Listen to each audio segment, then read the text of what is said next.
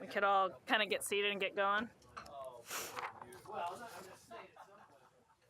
Jeff, Mike, if we could get going. Just getting your attention. Thanks.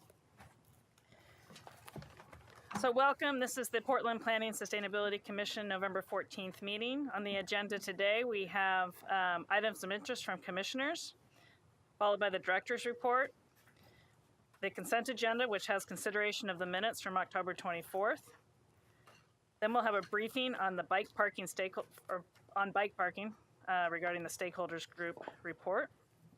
That will be followed by 2035 Comprehensive Plan Code Reconciliation Project. This is a work session and a recommendation.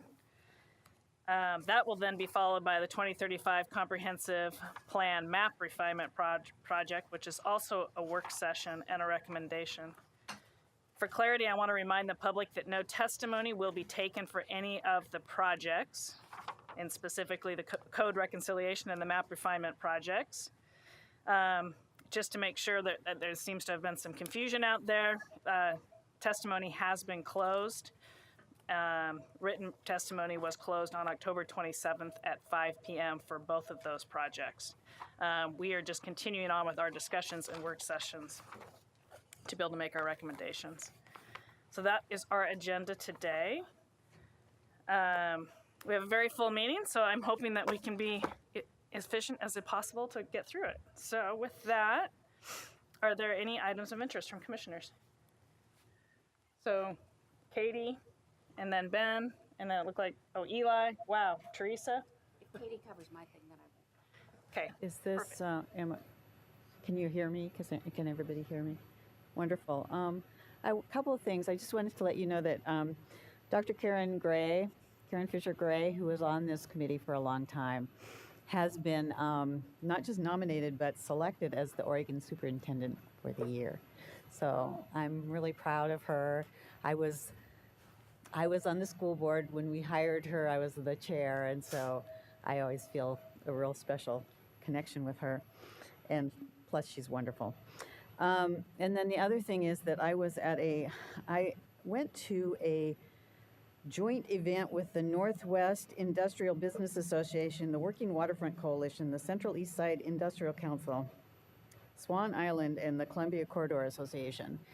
And I was there kind of accompanying a friend, and the discussion ended up coming around to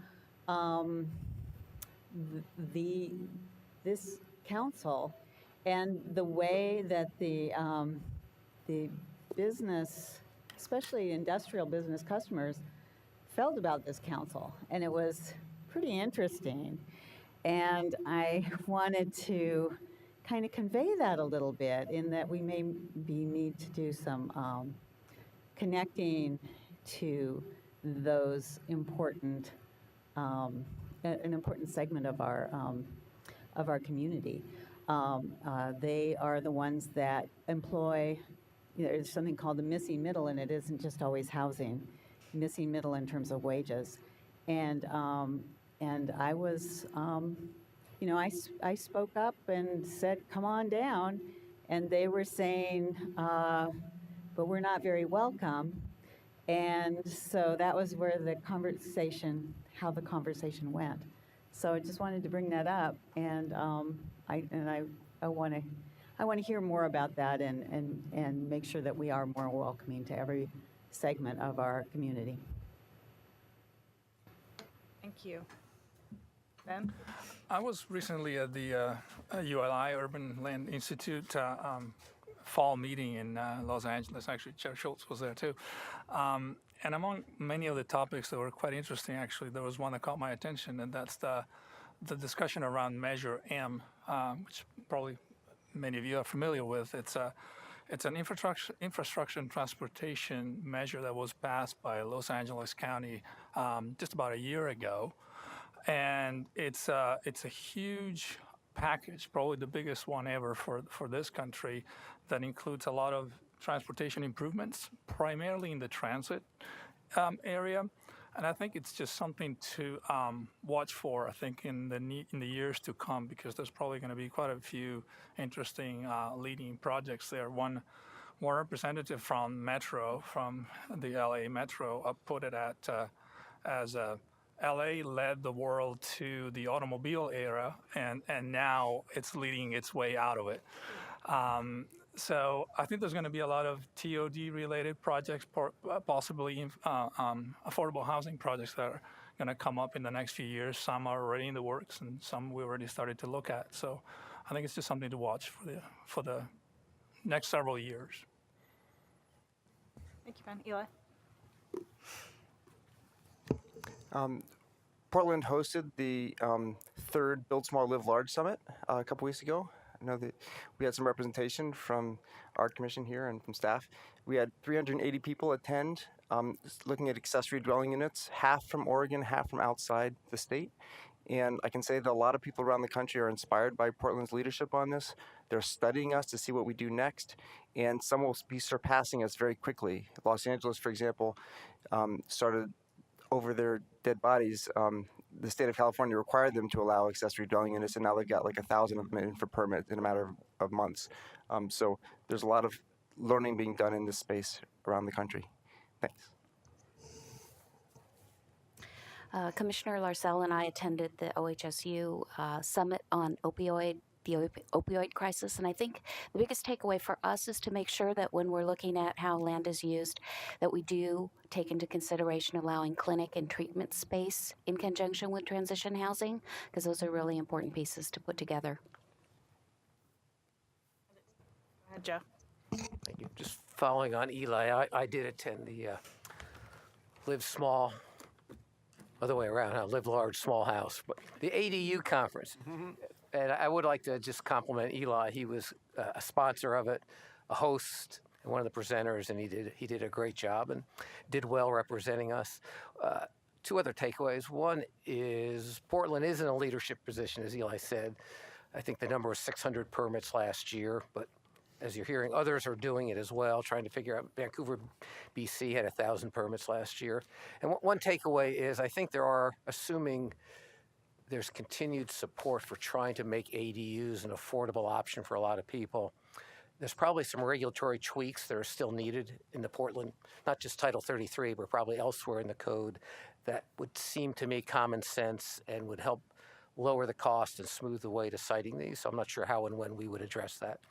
And my other takeaway is I learned something more personal about Eli. He does own a suit and a tie, and he will wear it. So, all in all, an educational Most seminar. people learn there of all. Any other items? Thank you very much.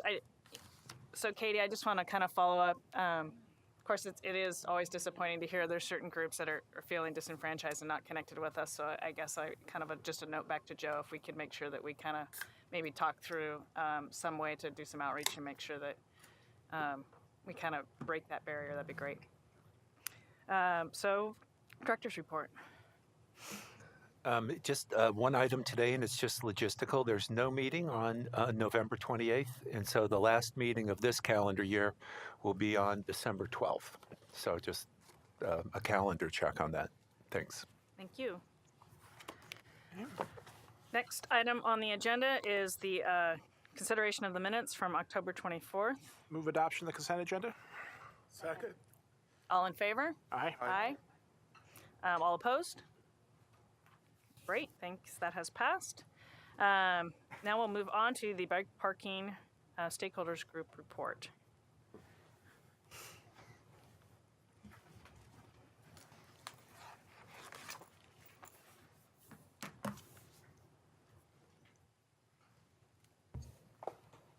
Hello. Whoa. Congratulations on a very beautiful new facility. It was worth having to meet offsite for a little bit. Everybody can hear me? Mm-hmm. Okay, so I'm Mauricio Leclerc with Portland Bureau of Transportation. Here I have fellow staff members from PBAT. They are going to be the main presenters today. We're talking about bike parking. We've been working on it for about 18 months, and we've been here for about 2+ years in front of you talking about parking. First, we started with the comprehensive plan, updating the policies that you adopted. And then with the central city, updating the whole code there, also with the mixed-use zones. You know, they were primarily, and we've been doing some work as well on loading and parking, and working on a new parking area permit program, as some of you know.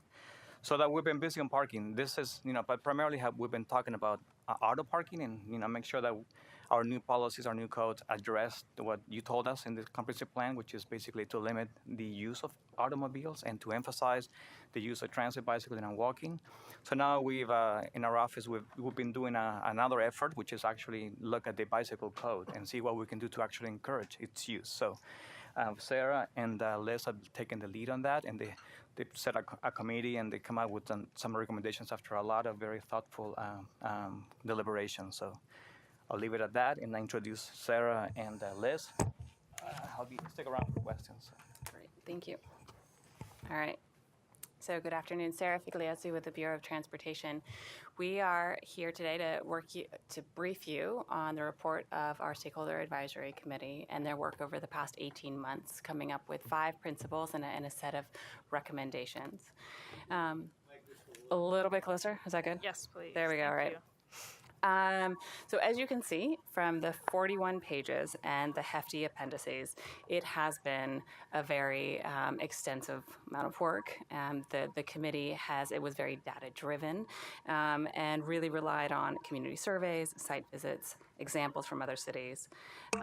So just really quickly, I want to tell you, for us, this report really serves 3 functions, right? The first is that it formalizes the work of the committee and really presents the principles and the recommendations on behalf of the committee. 2, it provides the project team, which includes our colleagues from BPS as well as BDS, a roadmap to move forward, especially as we begin drafting code language. And then thirdly, it provides the background information and the context where the conversations we were having, really sort of thinking about as we go through, think about the implementation issues and move forward. So, really quickly, we are still early in this project. Our briefing today will mark the end of the formal work of the Stakeholder Advisory Committee. And then the next phase, we, PBOT, will be working even closer with our partners at BPS to conduct additional spatial and economic analysis of these recommendations and begin the code writing and then move through the legislative process towards code adoption. So you can sort of see where we are there. The goal for the briefing today is to give you the general overview of the work that we've done. So I'm going to give you some of the rationale behind updating the bike parking section of code, and then Liz is going to walk through the processes and the themes really behind the recommendations. And then given where we are in the project, we're not going to go through the 30 recommendations one by one. Everyone's like, oh, thank goodness. Exactly. So why is this important? First off, this work, it is very much sort of driven top-down as well as bottom-up. So when we think about top-down, there are specific policies and actions in our city policy documents that call for updating our bicycle parking requirements for private development.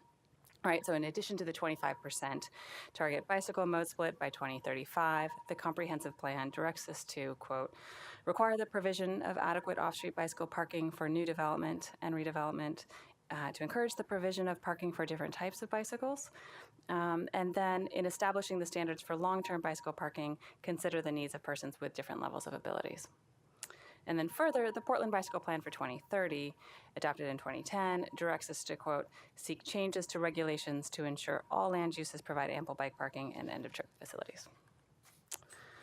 So from the community side, so people who are cycling, developers, architects, tenants, we have heard a need for an update to our requirements. Firstly, we've heard that there isn't enough bicycle parking at new development and redevelopment. And we're not talking about the multifamily dwelling apartments, and we'll talk about some of the incremental changes that we've seen. No, sorry, closer. But the reason for this is that largely the code requirements have not been touched in the past 20 years, and we've seen a 6-fold increase in cycling rates in Portland since that time. Generally, this commentary in terms of the lack of bike parking, it's mostly about the general practice of providing a minimum required bicycle parking. And it's not obviously from the tenants of buildings, newer buildings, where those architects, where those developers recognize the need for additional bike parking to meet their tenants' needs, or recognizing the market demand for those. Secondly, that the code's design and spatial requirements have not kept up with the types of bikes people are riding today and the new rack designs on the market, right? So we're seeing an increase in electric bicycles, non-traditional sized bikes, including long-tail and cargo bikes. Similarly, bicycle racks are no longer only installed horizontally. We're seeing them vertically. We're seeing double-decker. And we see new varieties enter the market on a regular basis, those that really provide a more space-efficient solution. And thirdly, we hear that bike security is of paramount importance for Portlanders. So loud and clear, we have seen and we have heard that to ensure equitable transportation options for all Portlanders and to meet our city target of 25% mode split, safe and accessible bicycle storage needs to be a component of all new development and redevelopment.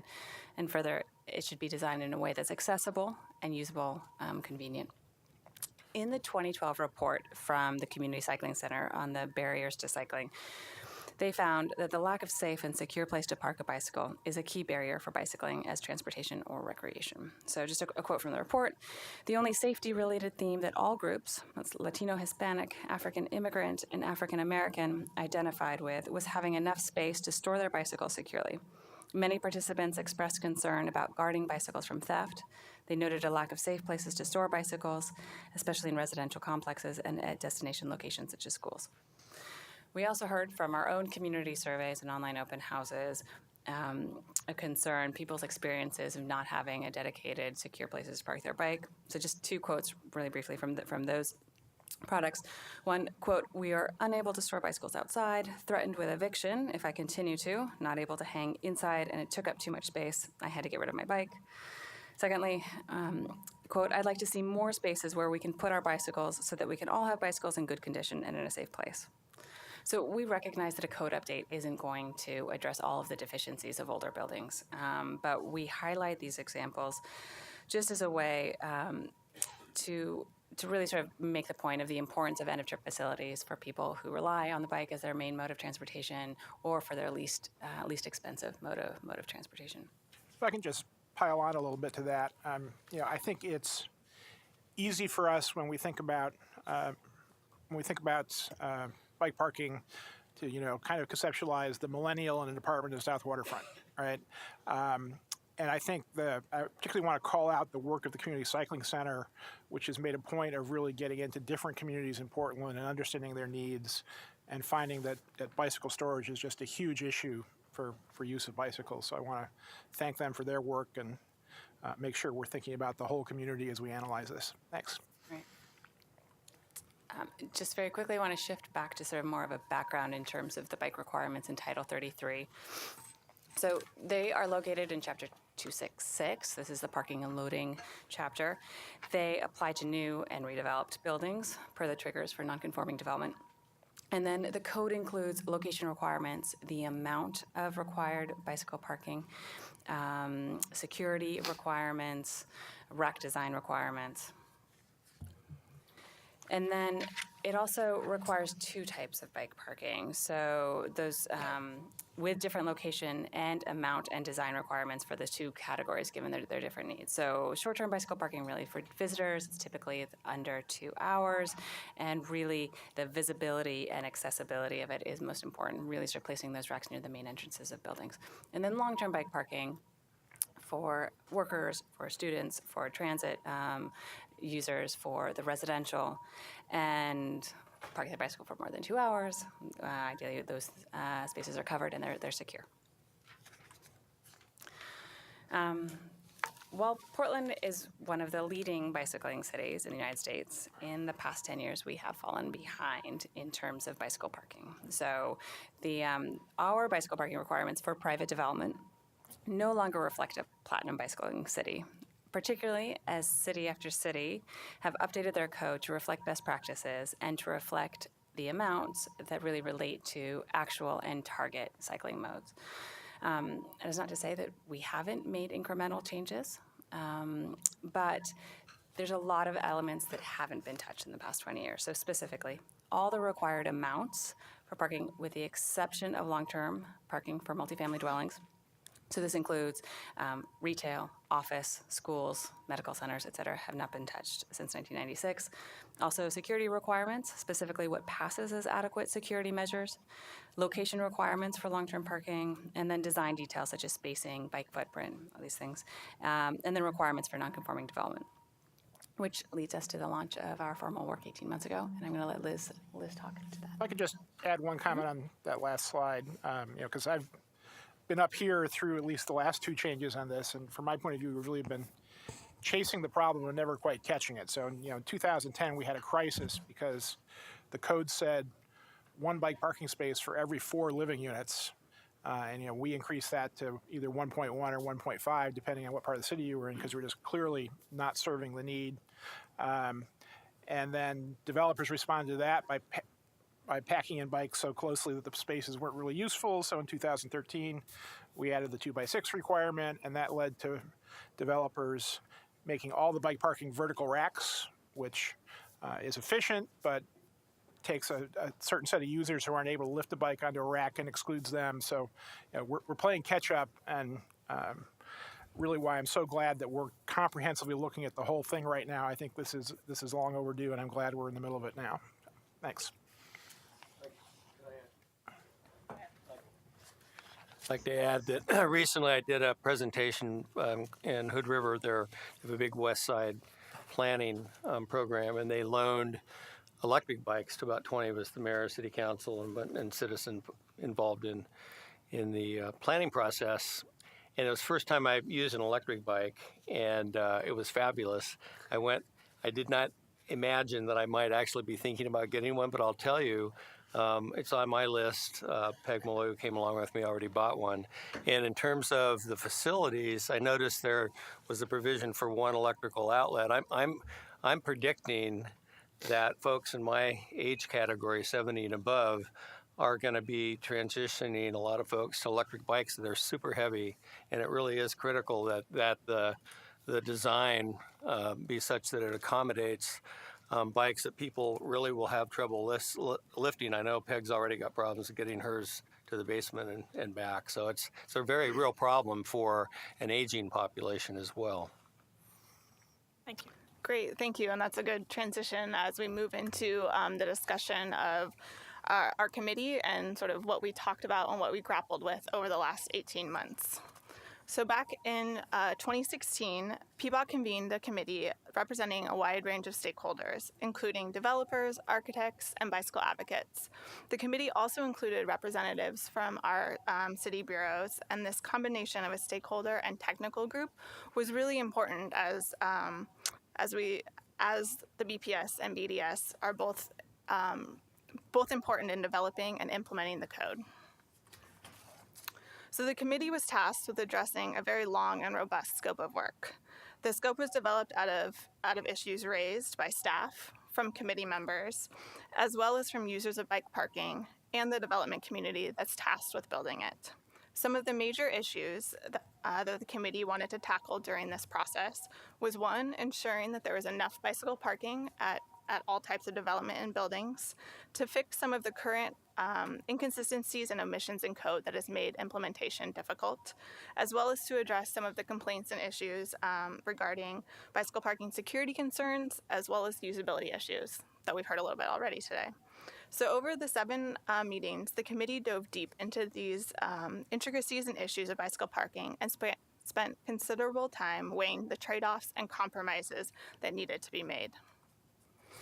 So to help guide this work, the committee spent thoughtful time framing these 5 guiding principles. The committee unanimously adopted these principles to set the foundation for the work to develop the full package of recommendations for the bicycle parking code update. As the committee worked to develop these recommendations, they wanted to ensure that these were data-driven and based on best practices and lessons learned from other cities and from existing successful projects throughout Portland. So as Sarah mentioned, we don't really want to go through each and every recommendation today. You've got the report as well as the summary list in front of you. But I do want to give you a sample of some of the key areas and themes that the committee focused their recommendations on.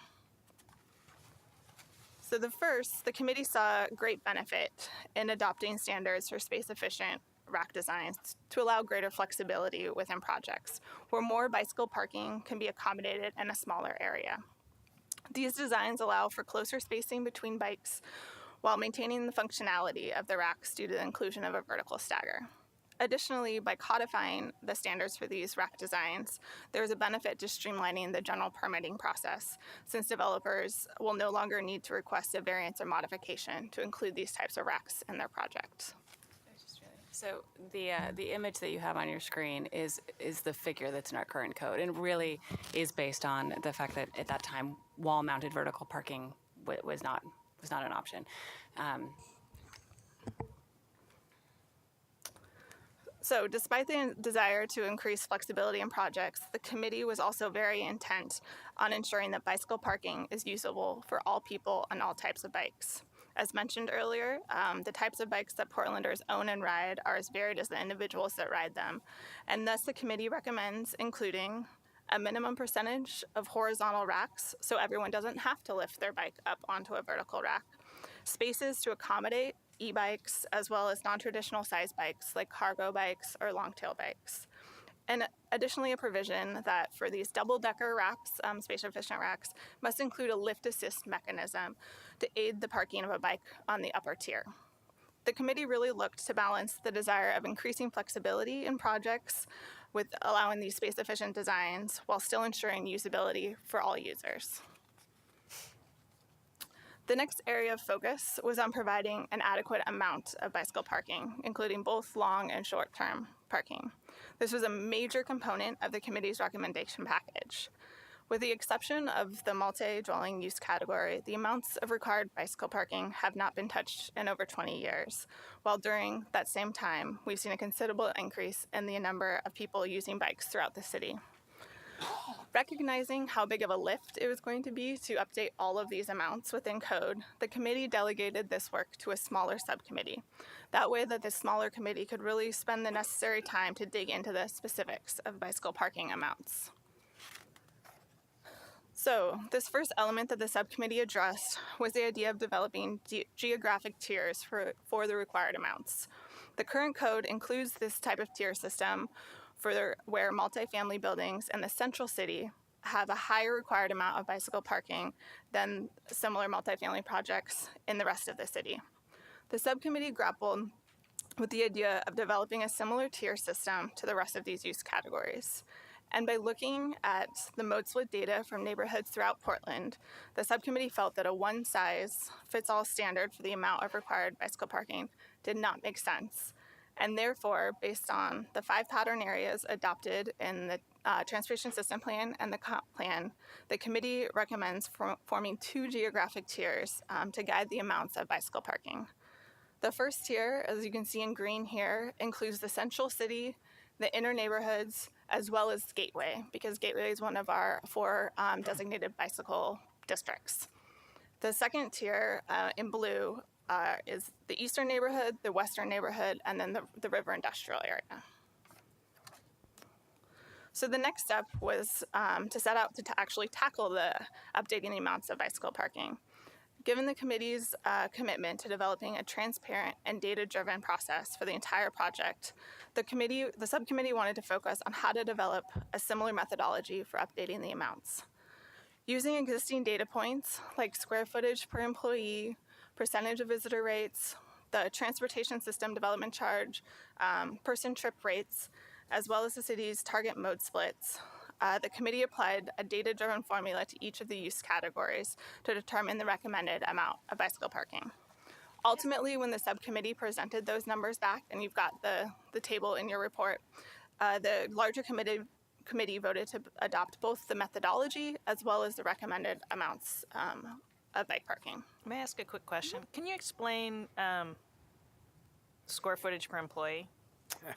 Yeah, so using industry standards based on the type and the use of building, the amount of square footage that they dedicate to employee. For office, we used a pretty conservative amount of 350 square feet required for an employee within that building space. There was a huge range of use cases for office, that from a couple hundred up to larger amounts, so we try to pick a middle number. Okay, I guess I'm following that. Yeah, How does okay. that apply to bike parking? Like, Because we wanted to have a certain amount, so our target mode split for commute 15%. So we wanted to figure out how do we determine in a building square footage how many employees are projected to be there, and then we could apply our commute split to that. So that's the proxy for sort of how many employees would be Got in it. that building square footage. following. Okay, thank you. No, thank you. Right. So security of bicycle parking was the key theme for the committee, and there was specific concern that not all of the options listed under current code actually resulted in secure bicycle parking. For example, does being within 100 feet of a building attendant or a security guard provide adequate security? The majority of the committee did not think so, and thus proposed recommending to limit the number of standalone options that would be considered to provide secure bicycle parking. They really wanted to focus on the fact that long-term parking should be provided within a locked room, an enclosure, or a bicycle locker. The final area that I want to share with you is regarding the location of long-term bicycle parking in a residential unit. This issue generated the most conversation and divergent views amongst our committee members. And this is really the one area where the committee did not put forth a specific recommendation, but instead have directed staff to conduct more analysis, especially regarding the spatial and economic impacts of not allowing 100% of required long-term bicycle parking to be placed in a residential unit.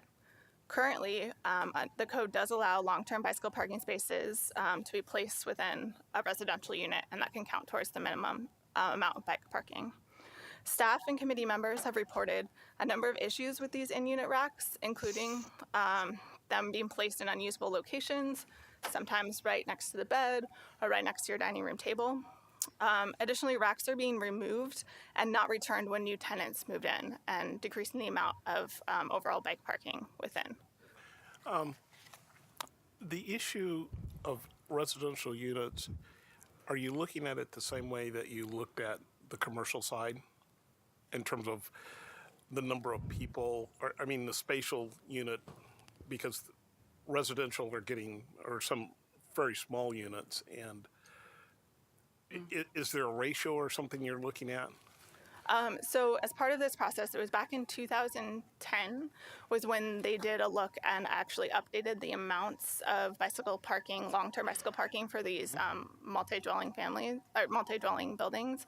And so we are not proposing a change in that amount. So the requirement right now is in Central City, there's 1.5 bicycle parking spaces per unit and 1.1 outside of Central City.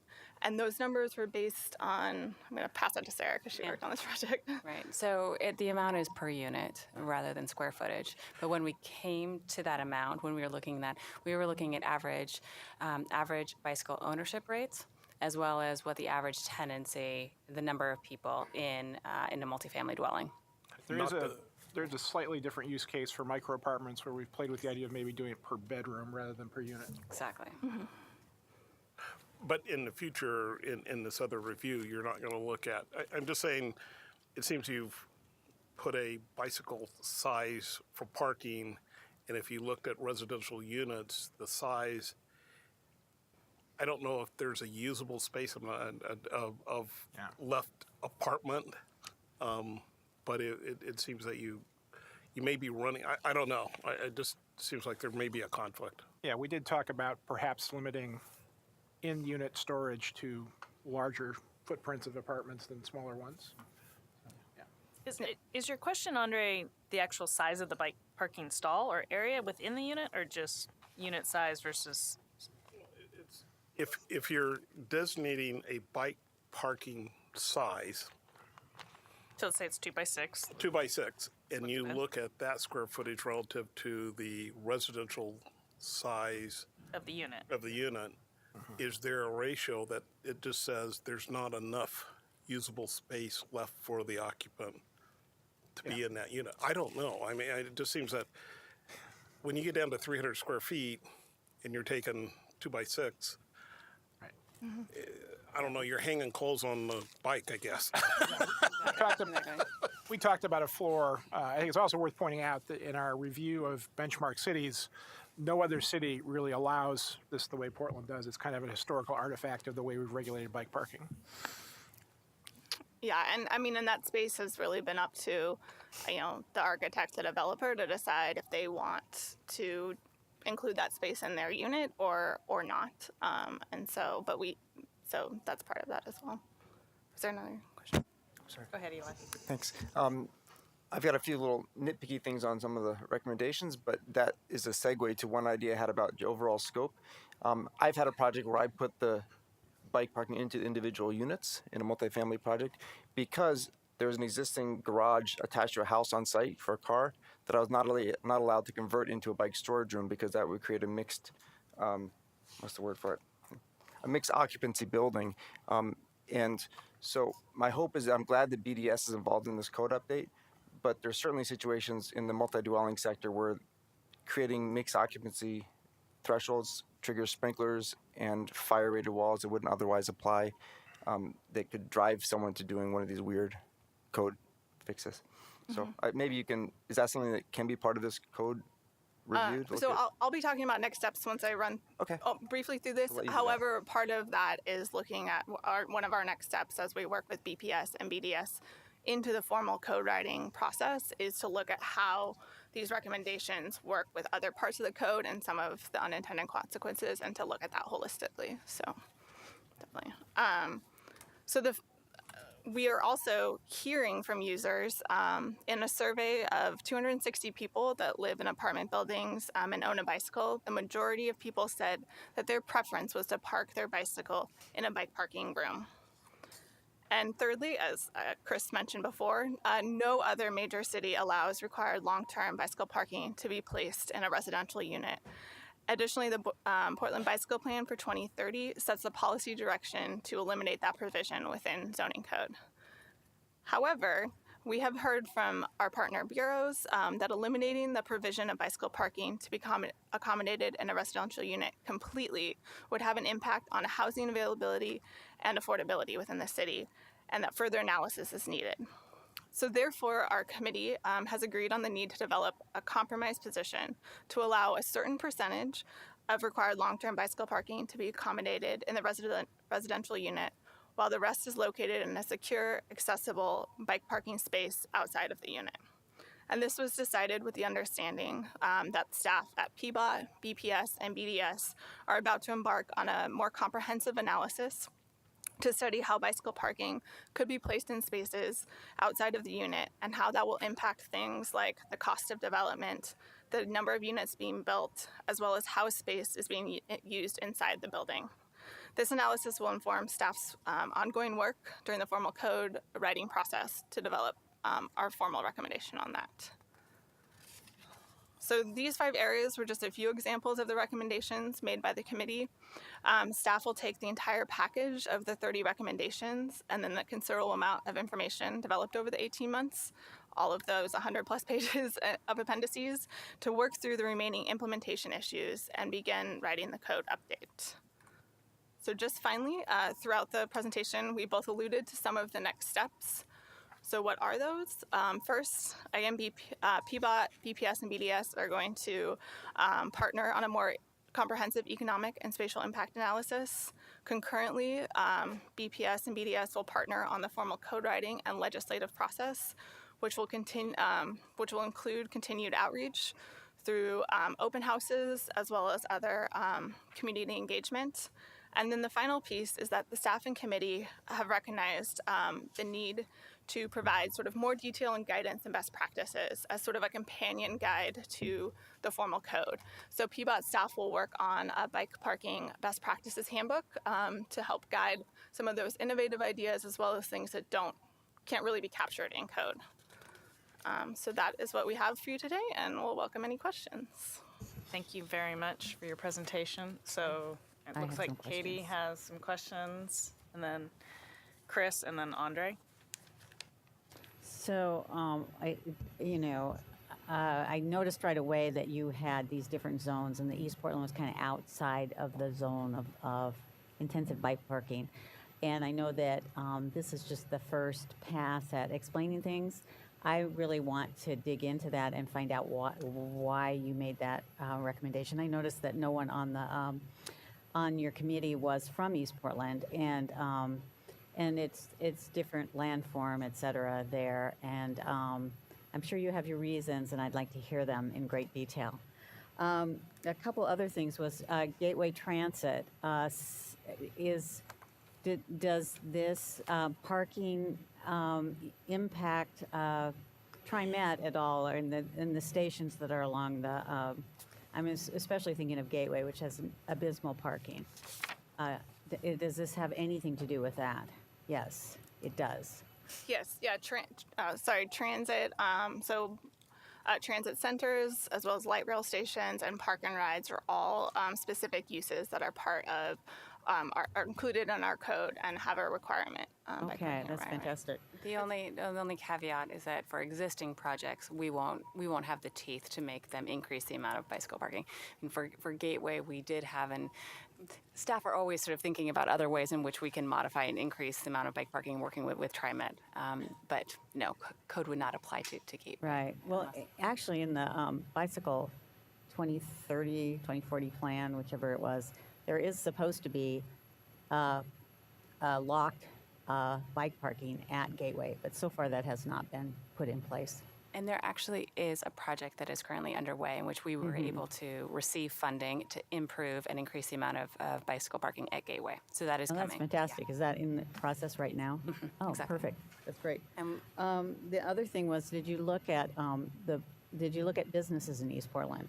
Because in inner Portland, there's the businesses come up to the sidewalk, and then people sometimes put bike parking right in the street. But East Portland landforms are different. So, did you guys look at that? In some of the case studies we're looking at to sort of show what the sort of proposed amounts would be, we did look at businesses throughout the city, including East Portland. We didn't dive into the intricacies of looking at the exact landforms. Some of that implementation is still to come, but yes, we did look at the types of I businesses think and that's going to be sizes. needed, actually. Yeah, one other follow-up point. So within code, the long-term bicycle parking can be installed within 300 feet of the site. So that can allow some flexibility. But it is something that PBOT works on this issue regularly, recognizing. And so there has been some partnerships that we have done working with these Portland businesses, thinking about how we can get those racks out in a more usable fashion but it is a challenge. Okay, so those are going to be my questions going forward. Okay, great. Thank you. I appreciate it. I want Andre Chris? first. Oh, Andre, then Chris. All right, there is to me and this may be contradictory to my previous comment, there is a relationship between affordable housing, security, cost. Affordable housing is really around low-income minority populations. They have a barrier around security. There's a mode split issue of their mode splits are generally lower than the rest of the population. But there's a cost to doing some of this in the affordable housing, and I recognize that. It seems that the economic analysis coming forward should provide not only the cost, but what's the benefit on the other side from the CO2s and all that. Because if it's just the cost, it's a negative for affordable housing. And I would rather not fight that battle, or at least have some ammunition to shoot back, I guess, from that standpoint, because everything's killing affordable housing. And it seems to me there's a lot of benefits here for that population and for the environment in the city of Portland if we can increase their mode split and get them to writing other alternatives.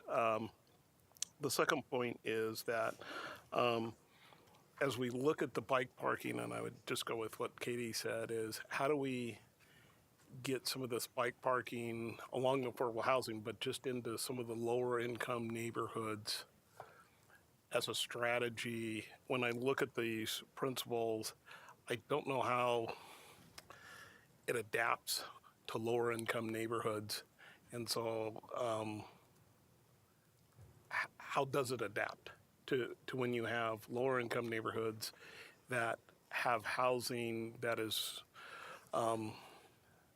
maybe older, is going to be remodeled, especially in the remodeling stage, or is going to be lower in height along some of the corridors in East Portland? How does it work relative to a downtown situation? And again, it's about increasing the mode splits in those areas. And how do we do that? I recognize that there's a cost to it, but there's also huge benefits. And so how do we do that? So I'll just briefly comment on the affordability issue. Because of course, part of what we have to look at is the combined affordability of housing and transportation together. And obviously, if someone can't use a bicycle to get around because it's constantly getting stolen and has to acquire a car, you've made their whole package less affordable.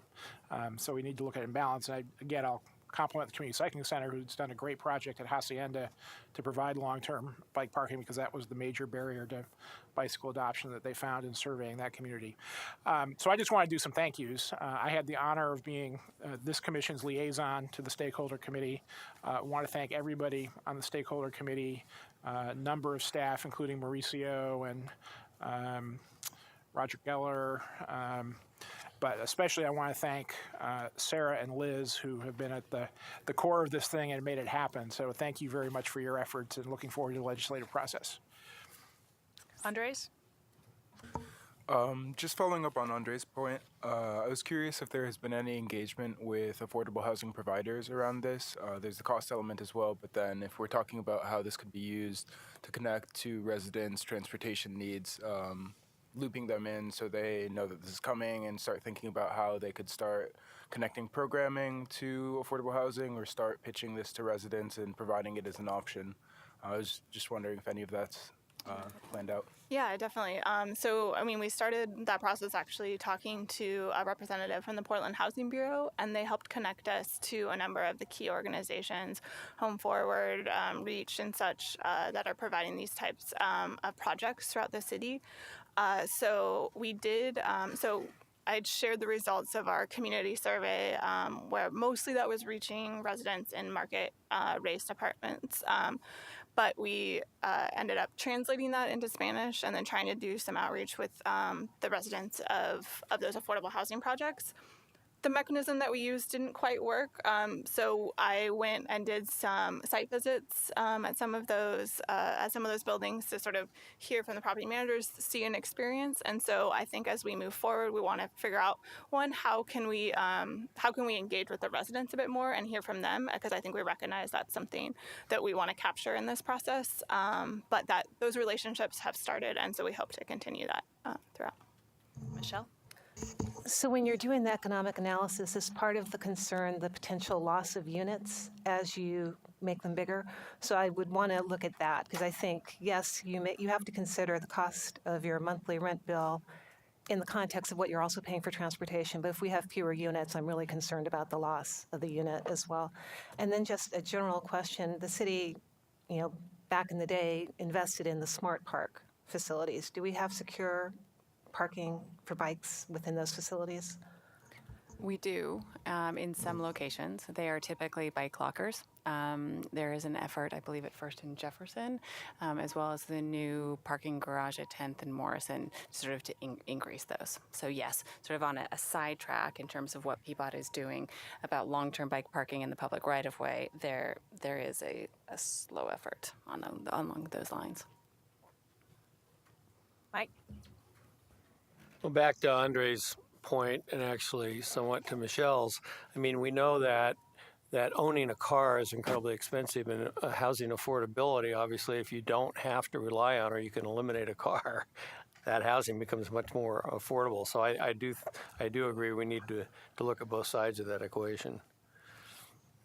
Yeah, I agree as well, and we're hoping to answer that question, but also thanks to your comments, frame it into a larger effort. We've been talking about, we've eliminated minimum parking, things, together. We've allowed sharing of parking so that you don't have to bill so much.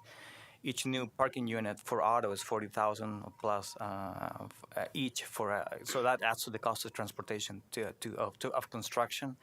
Also, maintaining a car is about $10,000 a year on average. So, providing a bicycle facility, that may have an opportunity cost, but also has a great benefit, sustainability-wise, but also affordability-wise. So, we want to be able to capture that and bring you a big picture as a result. Quick comment, really quick. You mentioned reaching out to building owners, Home Forward, several. You didn't cite any private sector developers, and there are private sector developers building these micro units that are a form of affordable housing. They're not subsidized, but they are affordable, and those are typically, I'm assuming, heavily bicycle tenants in them. So I'd urge you to talk to them. I'm sure you can figure out who they are. I can give you names, but these are people who are very cost conscious and understand what every square foot is worth and how to maximize it. So I would think they'd be a good resource to think through, achieving what you want in a way that private developers can be part of the solution. Great, thank you. So I will quickly wrap up. First of all, thank you for great in-depth work, and thanks to all those that were on the stakeholders committee. I know they spent a lot of time on it, and appreciate that. Thank you, Chris, for also serving your time on that. So I just have, I think, really 3 points that I'll kind of outline, and the last one's going to be an offer of some suggestions offline. So first one is, as you're looking at it, we're working on design review process, and currently it's very out of place, but to be having to show bike parking solutions during design review process, if you're looking at the design process of an architect. So I would like to have you guys consider, how do we kind of put it into code and treat it more like, how do you meet ADA? It just has to be done. Let's not worry about whether it happens within the design review process, but hey, architects, you need to figure it out and do it correctly, right? And let the owners be mad at them later if they do it wrong. So I guess just a thought process, and I can give you more on that later. Kind of back to all of the affordability issues. I think another topic is as a barrier to parking, and I would say this both commercially as well as residentially, is the cost to do it. So, for instance, I was just talking to one of my employees who pays $25 per bike to park their bike in their multifamily unit housing, right? So he's got 3 bikes, that's $75 a month. So how do we figure that out, right? And there's a reason developers are charging that, because they're taking up away net rentable square footage from what they're building to be able to provide the bike parking. So they need to offset those costs somehow. I don't know what that looks like. I think we just need to brainstorm on how to solve for, how do we make sure people can have at least one free bike parked in a building, right? Maybe not all 3, but that kind of leads me to, and commercial, same thing, by the way. So my building, we happen to have a very large parking structure, and we also have lockers. We're building more. And I have to say we've just been kind of assessed new fees for the new facility, yet we all allow our employees to park their bikes within our space, and they don't want to pay the fee for that locker or the fee for that space. It's free within our space, right? So again, people are kind of trying to do the right things, but then there's this choice thing happening that I think is inhibiting some people from cycling. And if they don't have the option to be able to park their bike within their office space, let's say, they may not choose to commute the couple times. Like maybe there's somebody who half drives, half bikes, right? And then last but not least, in-unit parking. I've got all kinds of ideas that I'd love to share with you. I'm not going to go into them right here and now, but things about how to avoid people from removing hooks, and then how to maybe lay out as an option, like if you're just going to do it within a space, you have to do it this way within a unit, right? And you don't have to do it within the unit. But I think especially knowing that when you're talking $25 a bike in some places, having that option to put it in my unit might be worth doing it. So all kinds of great things to look at. Looking forward to the work coming ahead. Thank you very much. Great. Thank you. Thank you so much. Thank you. So next item on our agenda is the 2035 Comprehensive Plan Code Reconciliation Project. Again, just as a reminder, this is a work session and recommendation. All testimony in the hearing has been closed. It was closed, I think it was the 27th of October. So this is just a deliberation amongst the PSC.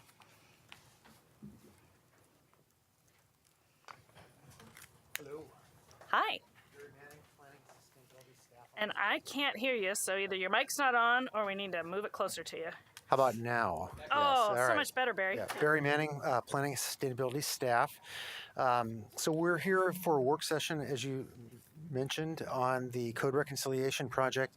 On the 24th of October, you took testimony on the proposed amendments that we're proposing to Title 33, Title 32, Title 11, and we also have Title 18 amendments as well in here that the Noise Board is listening to testimony on. And today we're here to talk about several items that were identified by Planning and Sustainability Commissioners, as well as items that were identified through testimony. So what we have done is I prepared a memo that you all received last Thursday that highlights, I think it's 13 items on here, or 13 topics on here, which I believe cover all of the topics that the commission wanted to address, and by and large, all of the testimony that was received in one form or another are embedded within these topics. So I guess I'd like to hear back from the commission as to whether or not they feel that is true. Then we'd like to find out which of these topics warrant additional discussion.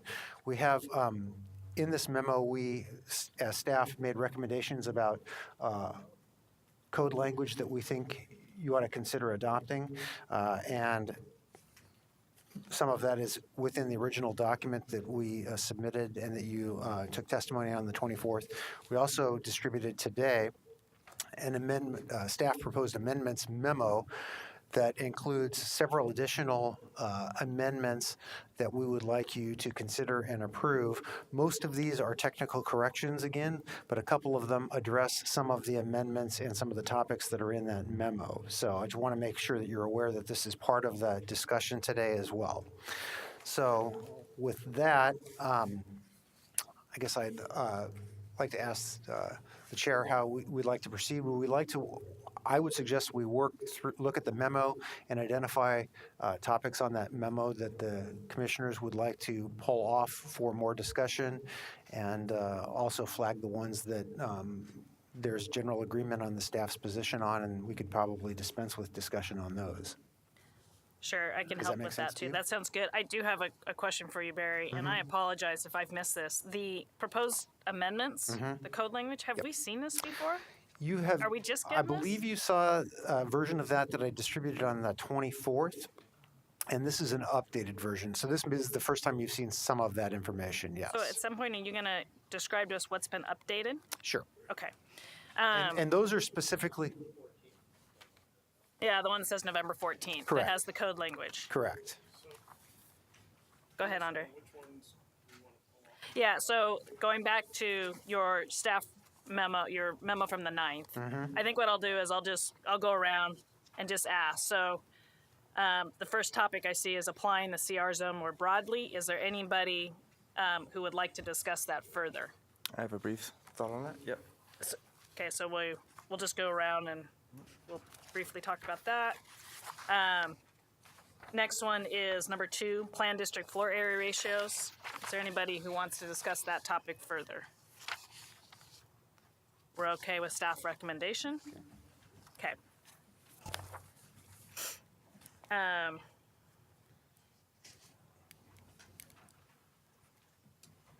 I will have one quick comment on that. Surprise, surprise, but it'll just be a quick comment. Number 3, level of service. Yes, please.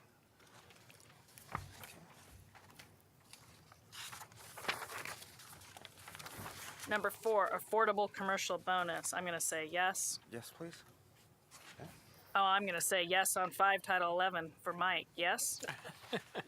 No. If my tone positive impact, no. Anybody else want to discuss item 5 in further? Say it. I had a couple of questions. Item 6, Title 32, signs. That might be the only one. We'll find out. I think that's it. Is I'm that sorry, correct? did we want to discuss 6?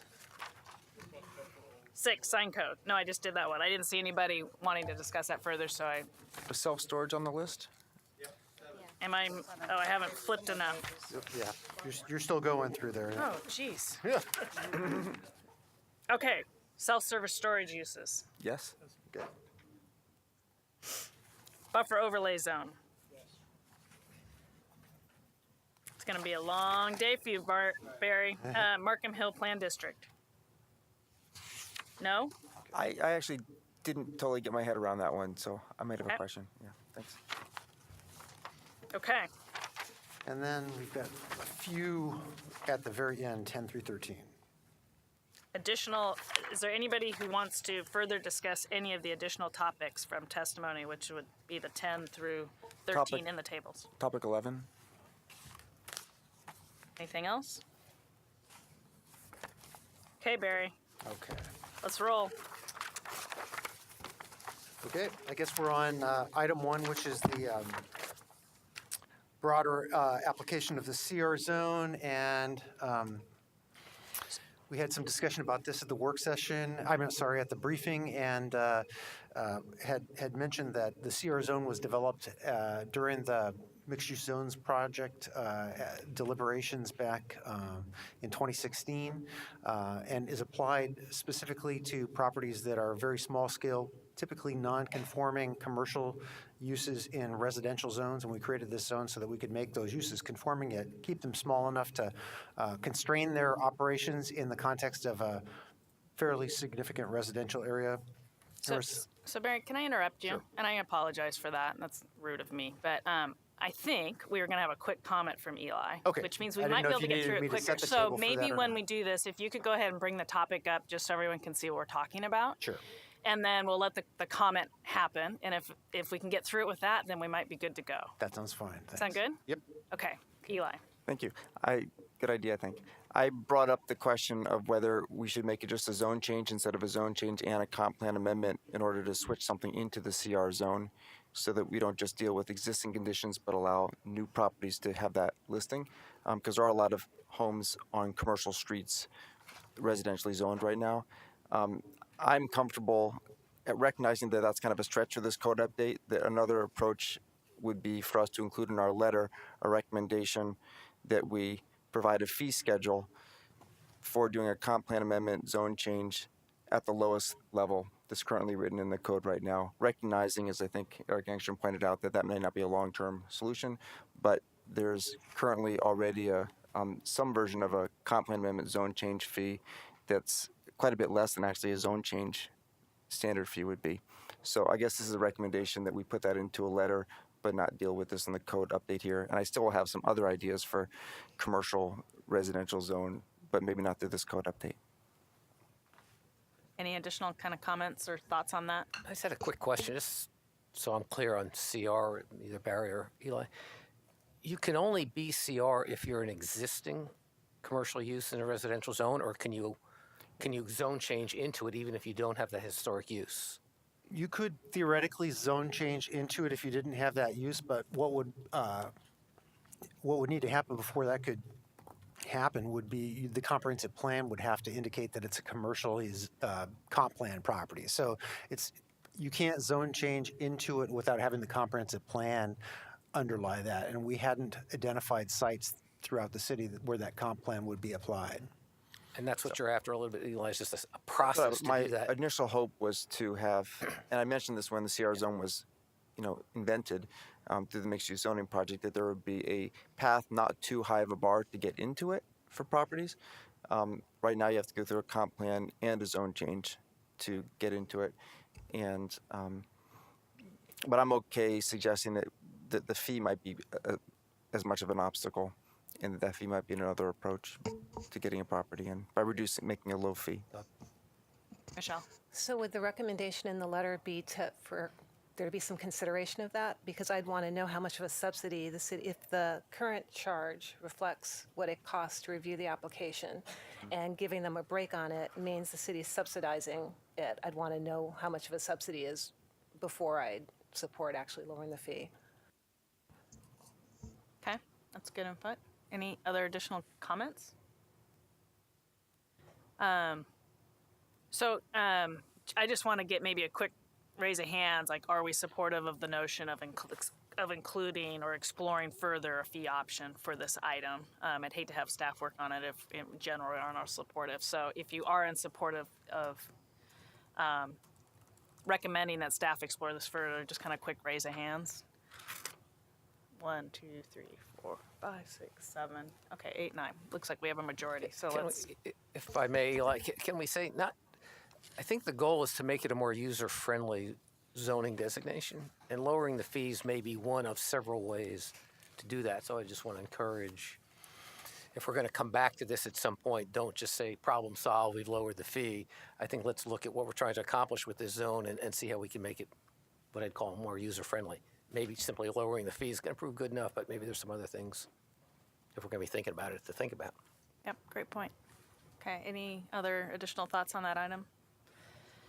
No. So the next item, which is plan district floor area ratios, this is the one I really do have a quick comment. I support staff's recommendation, and I further support staff's recommendation that it might be time to revisit plan district zoning allowances.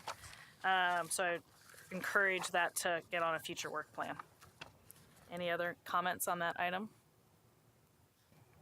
That was quick, see? Okay. Great.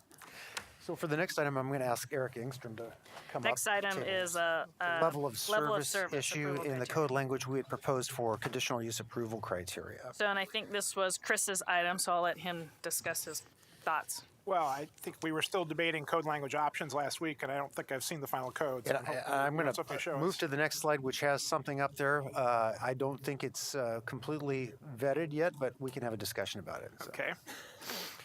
Whoop, I have many plan district slides to work through before we get to it. So, Eric Engstrom with the Bureau of Planning and Sustainability. I'm up here because I've been a little more deeply involved in this issue over the years. If you recall, we made the move to amend the transportation adequacy criteria in the zoning code during the comp plan, and so most of the language on this screen was adopted a year and a half ago with the new comp plan language.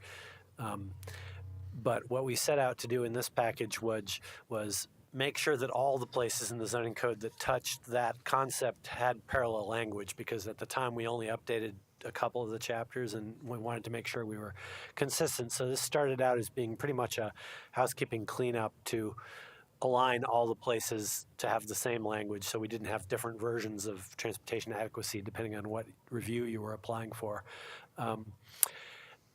Commissioner Smith brought up a couple issues here. One was sort of the desire to elevate the word safety, given its prominence in the Vision Zero policy that was adopted with the comp plan. And then I think the other element of your comment, if I'm paraphrasing, is to further address the issue of how we're implementing level of service, because it used to be that level of service was our primary lens of evaluating transportation adequacy, and with the new plan we're trying to move to a more multimodal suite of considerations. But given that level of service is still mentioned in the code and in policy, we wanted to give further direction on that, and the direction was that when we look at that element, that we take on the lens of safety in that. So the yellow up on the screen there are the two places where staff has looked at potential changes to respond to the commissioner's interest. As Barry hinted, there's not 100% concurrency on whether this is the right language at this point. There are continued issues around from implementation staff about how one would implement and determine what is safe. And that's probably true with a number of other of the factors in this. Our intent long-term is to have continued work in conjunction with PBOT on operationalizing those different evaluation criteria and figuring out exactly how each one should be handled in a clear way, because they're pretty broadly discretionary in the way they're written right now. So there's another layer of guidance that needs to be prepared. But we thought that this, what's outlined in yellow, would be an initial representation of the comments that the commissioner made.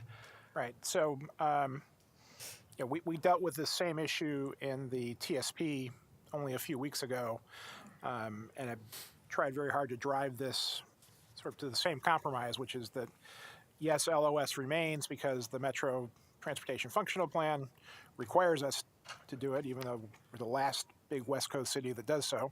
But trying to strike that balance, so trying to point LOS strictly at a safety use.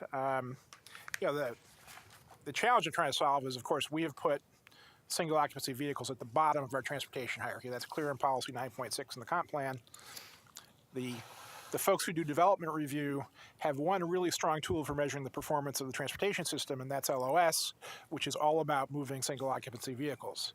So, they have a hammer, everything looks like a nail. I am trying to take the hammer out of their hand, so they have to broaden their toolkit.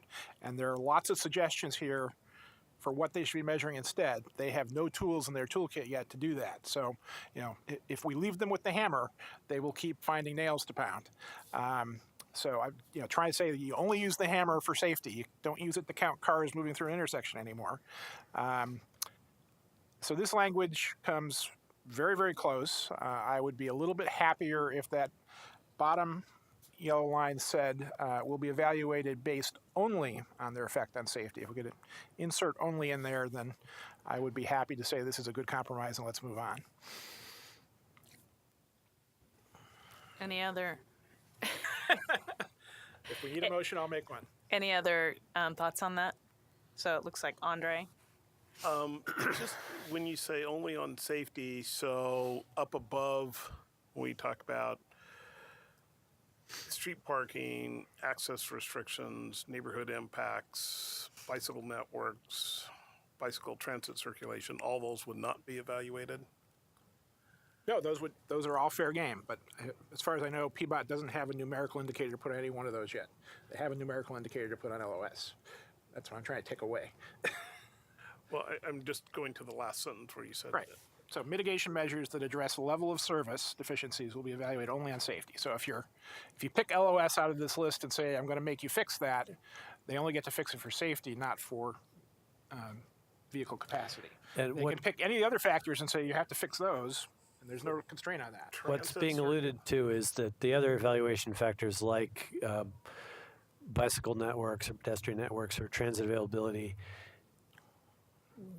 we are working towards more numerical ways of gauging that, and that's the long-term work plan and really needs to be put in place to give stronger guidance to how you implement this. As Chris said, the only one that has a numerical measure right now is that it's the one we don't want anymore. capacity, and I think with the challenge with some of these elements have been in the code for a while, including safety. It's been in the code for at least a decade, but it is one that the development review staff is challenged with finding meaning to, because there isn't a numerical way to translate that into an evaluation. Vision Zero program should give them some strong tools to look at where the safety issues are. And mitigation measures that have multiple benefits only get evaluated based on safety? If you stick only in there? No, the only thing that we're restricting to be measured on safety is LOS. Any other indicator you want to improve, have at it. We'll give you full credit. But if you're improving LOS, it better be for the purpose of safety, not just to get more cars through an intersection. This is where I'm confused, because transit circulation would only be evaluated then on a safety measure that was a numeric? No. So how would you evaluate? Transit's going to be evaluated only on its own numeric evaluation. All these factors are part of the evaluation. The level of service is one of those factors, and I think this final sentence is directed at that factor. It's limiting the use of that factor. All the other factors have no limits. When considering that one factor, you can only consider it based on safety, but just that one factor. When you can still consider safety, street capacity, connectivity, transit availability, but when you start looking at how you're measuring level of service, the lens you're looking at level of service is only through safety. And that restriction is consistent with the language you put in the TSP. And I think it's based on the historical issue of when we focused on level of service, often what happened is we'd have an intersection with a problem. The solution would be a turn lane or a widening of or addition of roadway width, without consideration to safety of other users in the road, and so that tended to reduce sidewalk Okay, width so- or crossing distances got longer or bike lanes got narrowed to make room for the turn. So it's addressing that longer historical issue of how we evaluated it. So say in my hypothetical, I have level of service F. So it's safe because nobody's moving, but I'm polluting because everybody's idling. What happens? So I think what this is saying is if the solution to that is additional roadway lanes, or let's say a turn lane sometimes is added in that issue to make things move a little faster, then you need to look at the safety of that mitigation proposal as your primary lens. So you can So- still consider street capacity. Right, but It's not, that's It not off wouldn't the table. preclude you from adding a lane or trying to move the cars faster, but you would have to do it in a way that didn't make the situation less safe. But feel free to improve, transit on a parallel street or fix the sidewalk network if it's got gaps instead. My initial response is this is confusing enough to us that maybe it needs some more wordsmithing, but it's just me. Ben? Yep, I have maybe a little more of a philosophical question. I feel like, I agree in principle that to emphasize safety over capacity, but I feel like we're perhaps taking out something that's clear and objective as a standard. And I understand that capacity is probably the wrong way to look at, but we still need to go through figuring out what the layers of guidance are in order to come up with a substitute for it. And I'm not quite sure that we're quite there yet with the language. So I'm struggling a little bit with trying to understand how this can get interpreted down the line. So I'll offer an alternative, which is to remove the last sentence in 2 and also remove LOS from the list in 1, and then we don't have to worry about it. Eric, is Metro going to throw us out if we try to do that?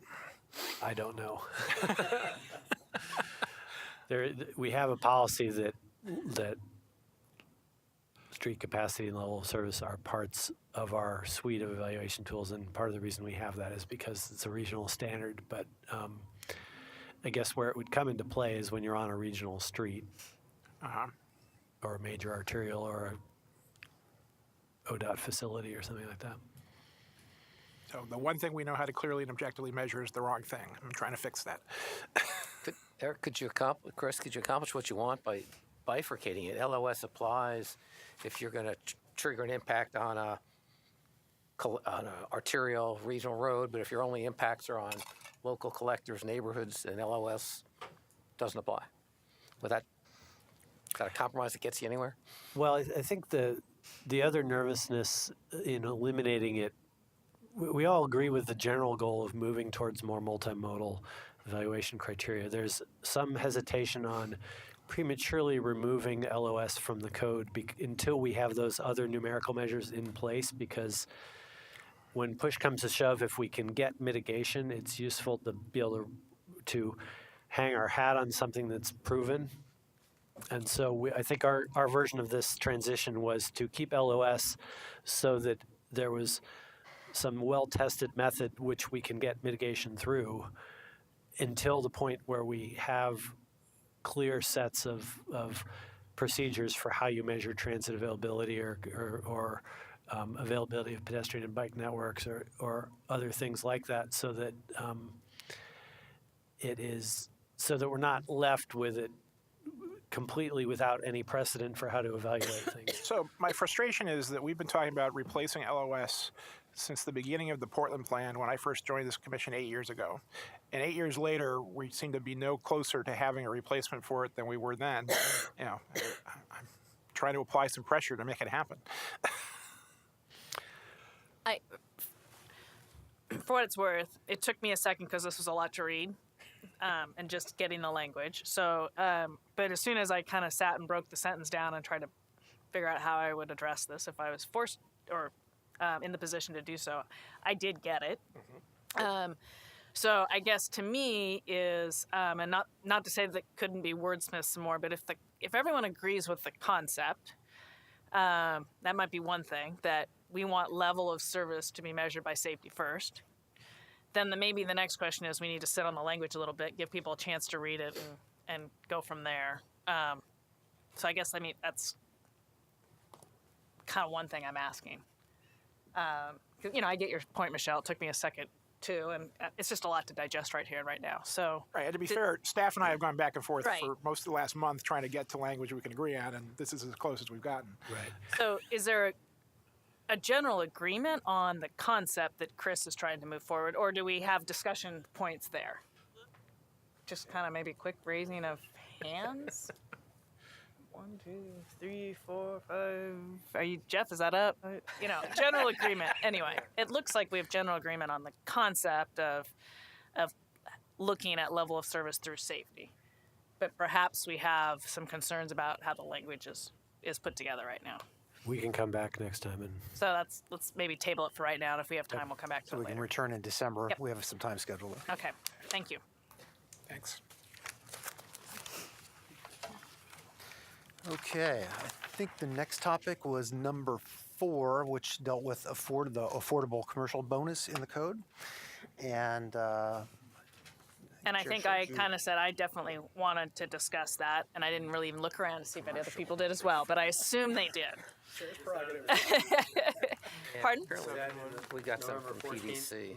Yes. actually, it's actually in the, we outlined the issue in the November 9th November 9th memo, rather, and then attached to that is another memo from Prosper Portland that described their progress to date. And just to summarize where we are with this, back when we did the mixed-use zones project, we developed 2 bonuses, one for affordable housing and one for affordable commercial space.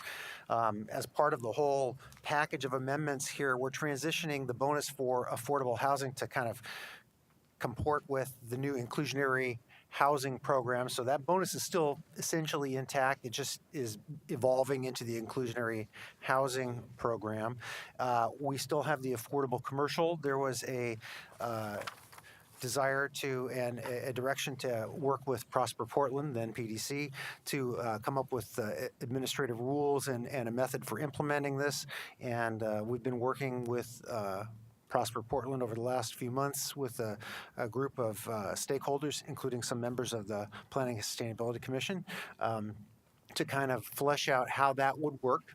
And the code language that we're proposing here is in response to the work that group has done, which has suggested that the code language that we adopted as part of the mixed-use zones project is probably not the most workable set of code to make this a successful program. We had proposed to require a rent discount of 25% below market to qualify as triggering for this bonus space. And the work of that group has suggested that a rent discount is not necessarily the best tool to provide affordable commercial space. There are other tools such as tenant improvement subsidies or credit enhancements, or a number of other things that could be more useful in providing affordable commercial space. So the code amendment that you're looking at here that we're asking you to consider and adopt is one that just removes that component of the zoning code language and refers instead to the administrative rule that Prosper Portland is developing. It's not complete yet. We did give you the preview in the memo that Prosper had prepared, and there's some staff from Prosper Portland here that could talk a little bit more about that process as well, or maybe some commissioners that would like to elaborate on that. Okay, so Eli, you wanted to discuss, then Andres, and then Andre. So go ahead and just. Okay. Well, first off, I think that dropping the 25%, I can see the logic that we tossed that number out there when we were doing this code update, and I can imagine it not sticking and needing to be yanked to provide more flexibility for the program. When I voted to support the affordable commercial program, I was a little bit dubious that one could be crafted that you couldn't drive a truck through the regs. And at this point, I'm not sure how far along the regulations were supposed to be at this point. I had hoped that we would actually have a program description by the time we were asked to vote on this. At this point, it's kind of like a Mad Libs, like fill in the percentages later. The memo that we got from Prosper Portland attached to the back, where it outlines the program, but says, but all the percentages are up for grabs. It's hard for us to know how to evaluate that. But the concern I have that's more fundamental is the pay in lieu fee, because this, unlike the affordable housing incentive, which is required, I understand in certain situations you can't, affordable housing might not work in a particular project for whatever reason, and you might be able to pay a fee to build it elsewhere. But this is an elective bonus, and it just seems strange that basically Prosper Portland can sell FAR under this proposal. And that's not, I mean, Prosper Portland has been creative in ways of raising funds in other, like parking garages, for example. And I just don't know whether I'm not sure why I understand the logic of having it be easier to provide affordable commercial space in an existing building. That might be a good program area for Prosper Portland to extend. But baking it into the, sort of using the zoning code as a way to fund it seemed a little strange. And there may be a solution to that with some accountability measure to make sure that funds raised through an in lieu program actually go towards specific commercial space off-site so we know what actually happens. But it would be disappointing if we learned afterwards that that some of our FAR was being sold and it went to cover admin and staffing costs or something like that, and we don't get what we're looking for out of the measure. So I wasn't sure why for an elective program to earn FAR, why you should be able to pay instead of doing the requirement when you didn't have to do it in the first place. Andres? I think I share very similar concerns. I feel like we need to be careful about how we use density bonuses, and I think the idea of using it for affordable commercial space is a great one, but when we think of affordable housing, we have incredibly rigid ideas of what that means, and it's very prescriptive, and it describes exactly what is and isn't affordable housing. And so I think both while I respect and appreciate the flexibility allowed by administrative rulemaking, I think taking a zoning tool that we have and letting that be decided through an ongoing process is a little bit of a dangerous, it makes me nervous with the information I have right now. And then just more generally, I think it's important that we be very cautious in ensuring that when we give density bonuses, it's truly going to something that achieves the goals we have. And so that, again, makes me nervous about. Obviously, the fee in lieu, I think, is a pretty big flag, but as well, having a more flexible definition of how you define affordable commercial spaces. So I think at this point, I just feel like I don't have nearly enough information. Andre? I would just chime on the in lieu fee first. That just doesn't make sense to me when you have it's not a mandatory, so you have to pay in. It's an option, and I'm not sure where the fee's going. It just seems like a Pandora's box. There should be, I recognize that the 25%, and as was mentioned before, was really kind of a shot in the dark, but to set a standard and then to refine that standard later. So flexibility is needed, but the lack of definition around the flexibility is very concerning to me. And especially on top of in the memo and through the meetings, the Prosper Portland being concerned about the administrative component and not really willing to step up to the plate and administer the program and talk about how do they administer it. And they're talking about building rules, but who's going to administer it? It just seems like this is not ready for prime time, and I'm really like, leave it the way it is. Let them come back with something definitive, who's going to administrate it, how it's going to work. And we have some, as mentioned, affordable housing has very rigid rules of how it works. I think we can get there with rigid rules that are flexible, that get to how this works, who's going to administrate it, because I'm still concerned about who is actually going to run the program, and that it doesn't go to fees don't disappear into administrative fees, and we don't achieve the goal that we're really talking about.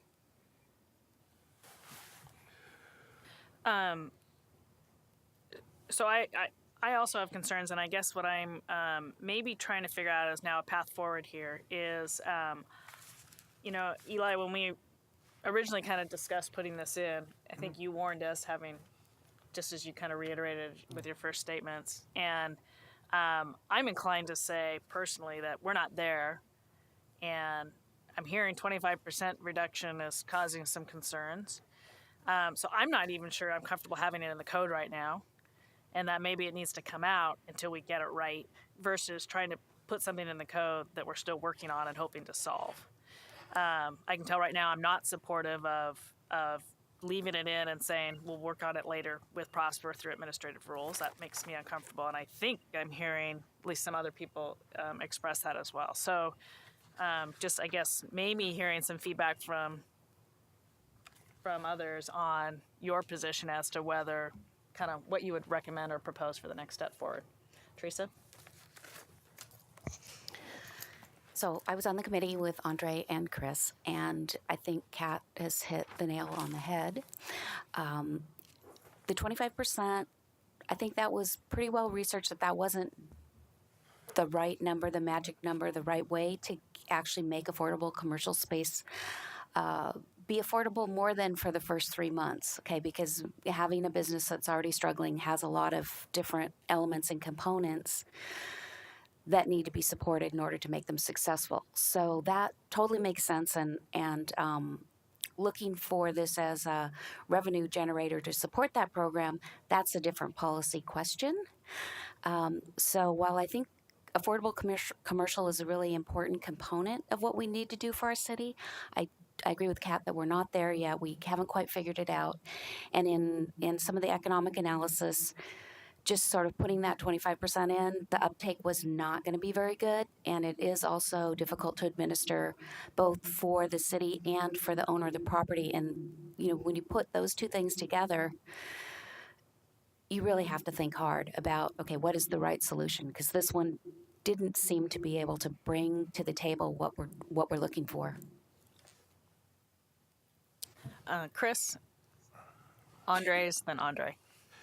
So I also served on the committee with Andre and Teresa, and agree, I think, with pretty much everything that's been said. I guess what I'm convinced of is this, this Prosper is going to have to do some more work to design a program that will work.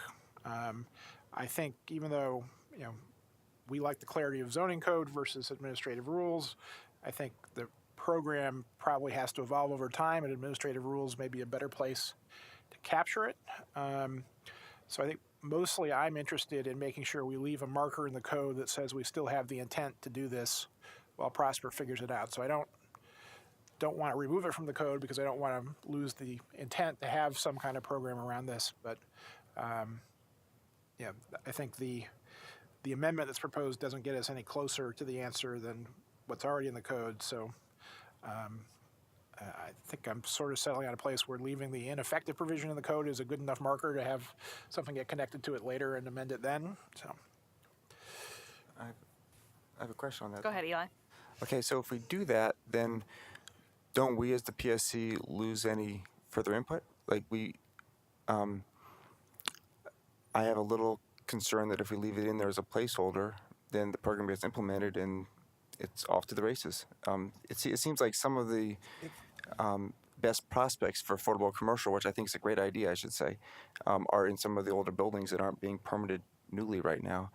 And I think it's a great program area for the city to try and figure it out.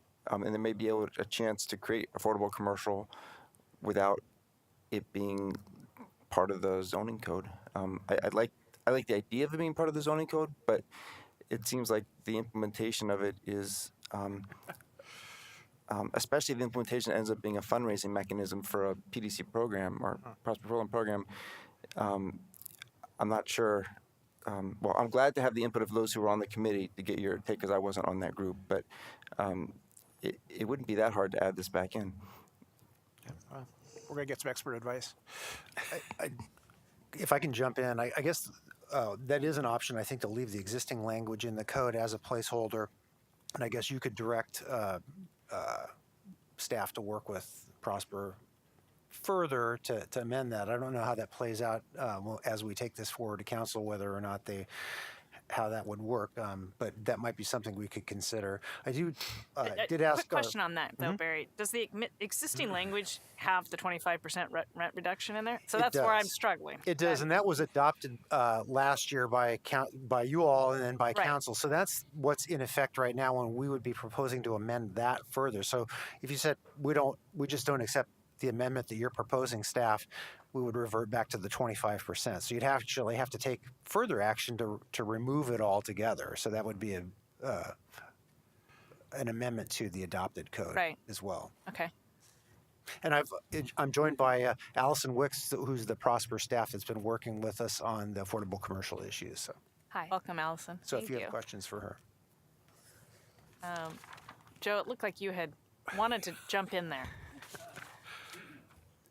The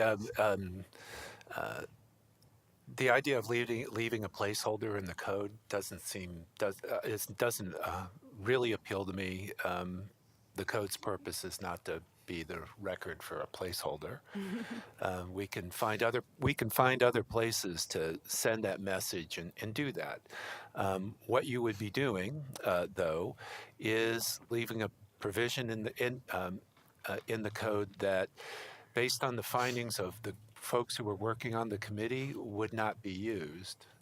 It sounds like, because there would be no program to administer it, and the economics of it may not make sense.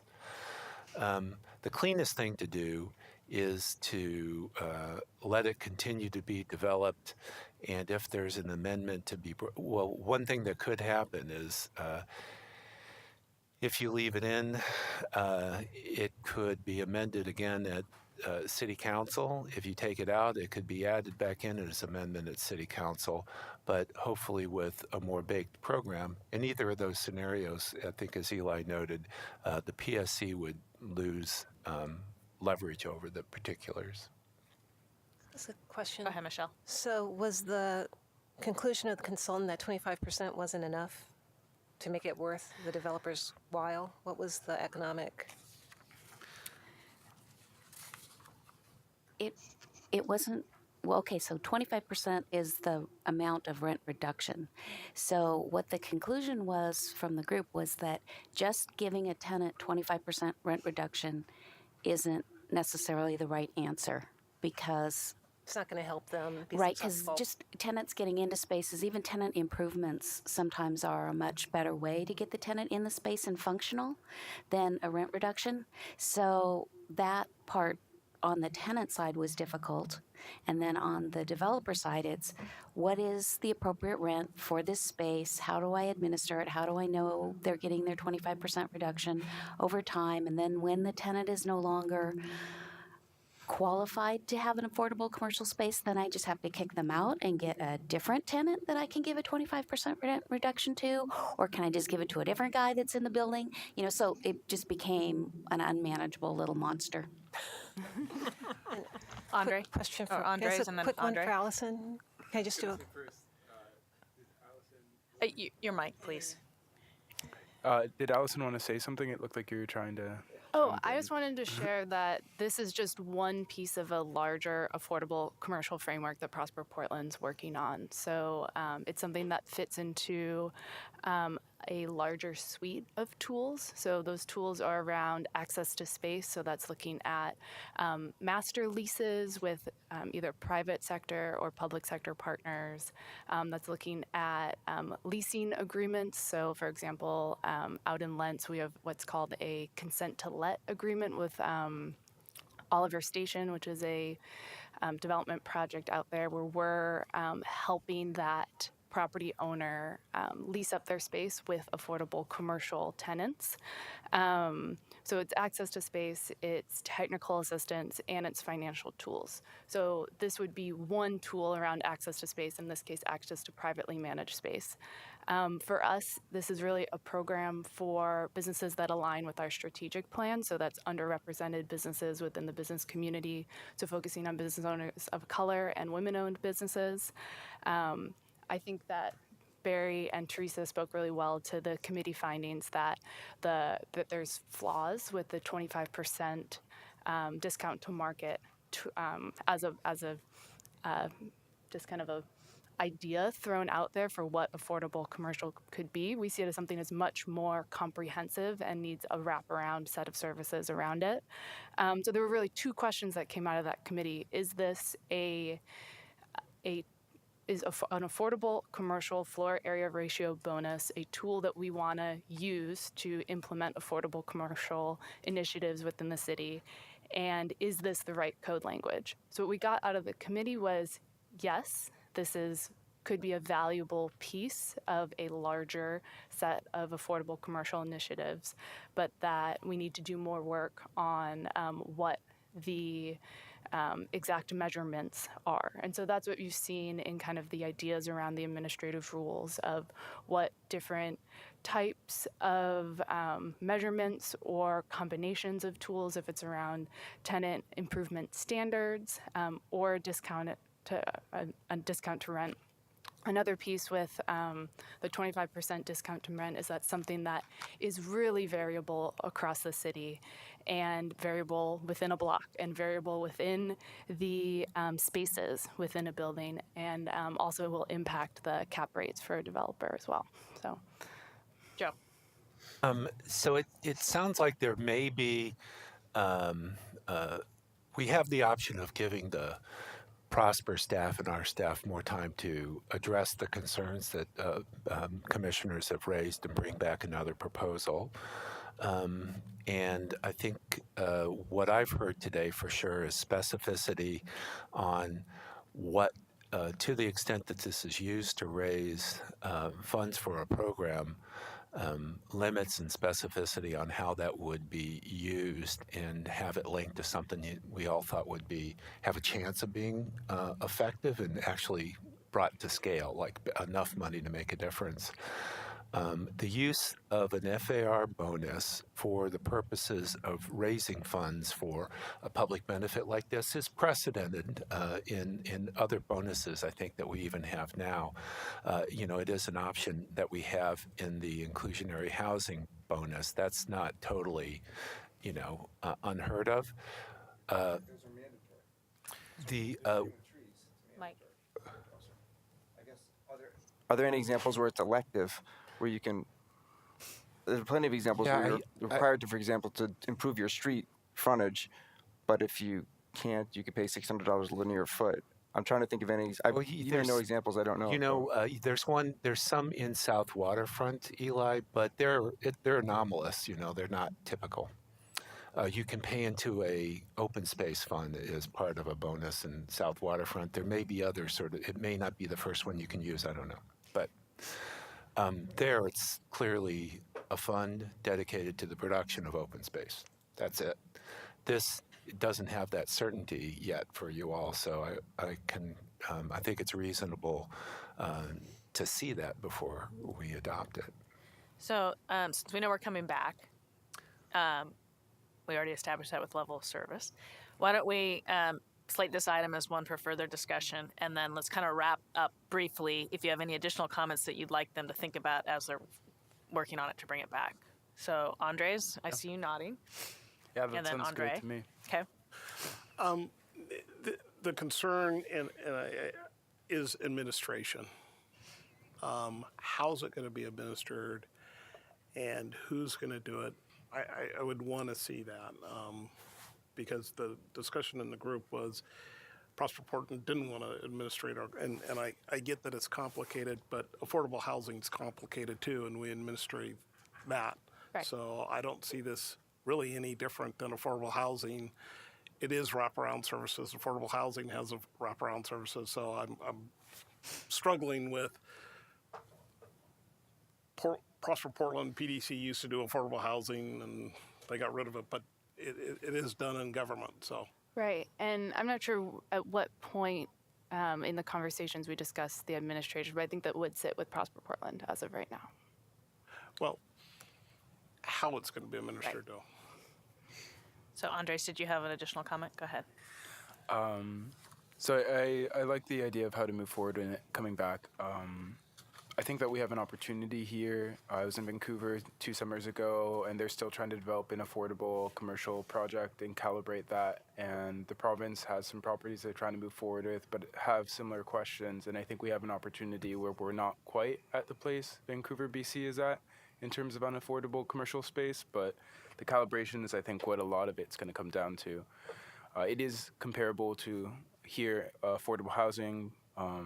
I know the Housing Bureau is developing an incomes rising in place policy to address situations where a tenant becomes more stable and trying to think through if the goal is to help people who are facing structural barriers to improve, what do we do once they improve so we don't then kick them out once they start getting better. So I'd encourage you to look into that and see if there are connections with the affordable commercial project.